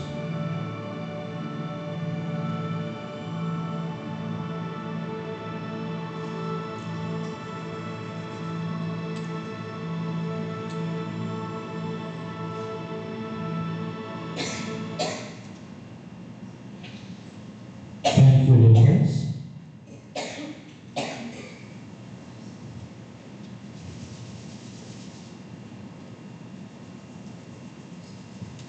thank you all for this wonderful opportunity. All of you can come into a group picture very quickly, as I will take a group picture, I was told, come through. Can you all come here? Who can just come onto the stage, or wherever you can sit, please come.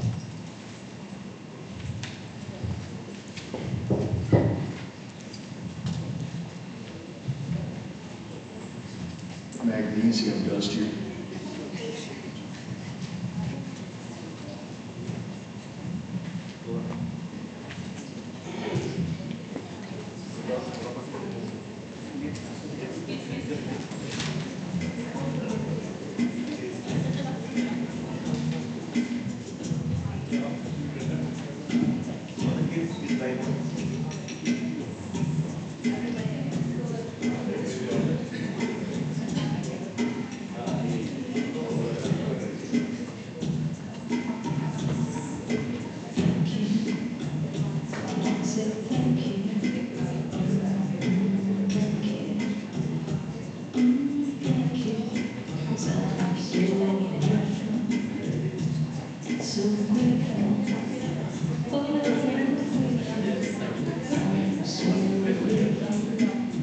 So I want to say thank you for this day, Spirit. Thank you for this day. Thank you for this day, Spirit. Thank you for this day. This healing, this healing, this healing, this healing. Thank you for this day, Spirit. Thank you for this day. Thank you for this day, Spirit. Thank you for this day. This healing, this healing, this healing, this healing day. Thank you for this day, Spirit. Thank you for this day. Thank you for this day, Spirit. Thank you for this day. This beautiful, this beautiful, this beautiful day. This beautiful, this beautiful, this beautiful day. Thank you for my friends, Spirit. Thank you for my friends. Thank you for my friends, Spirit. Thank you for my friends. My wonderful, my wonderful, my wonderful friends. My wonderful, my wonderful, my wonderful friends. Now thank you for this day, Spirit. Thank you for this day. Thank you for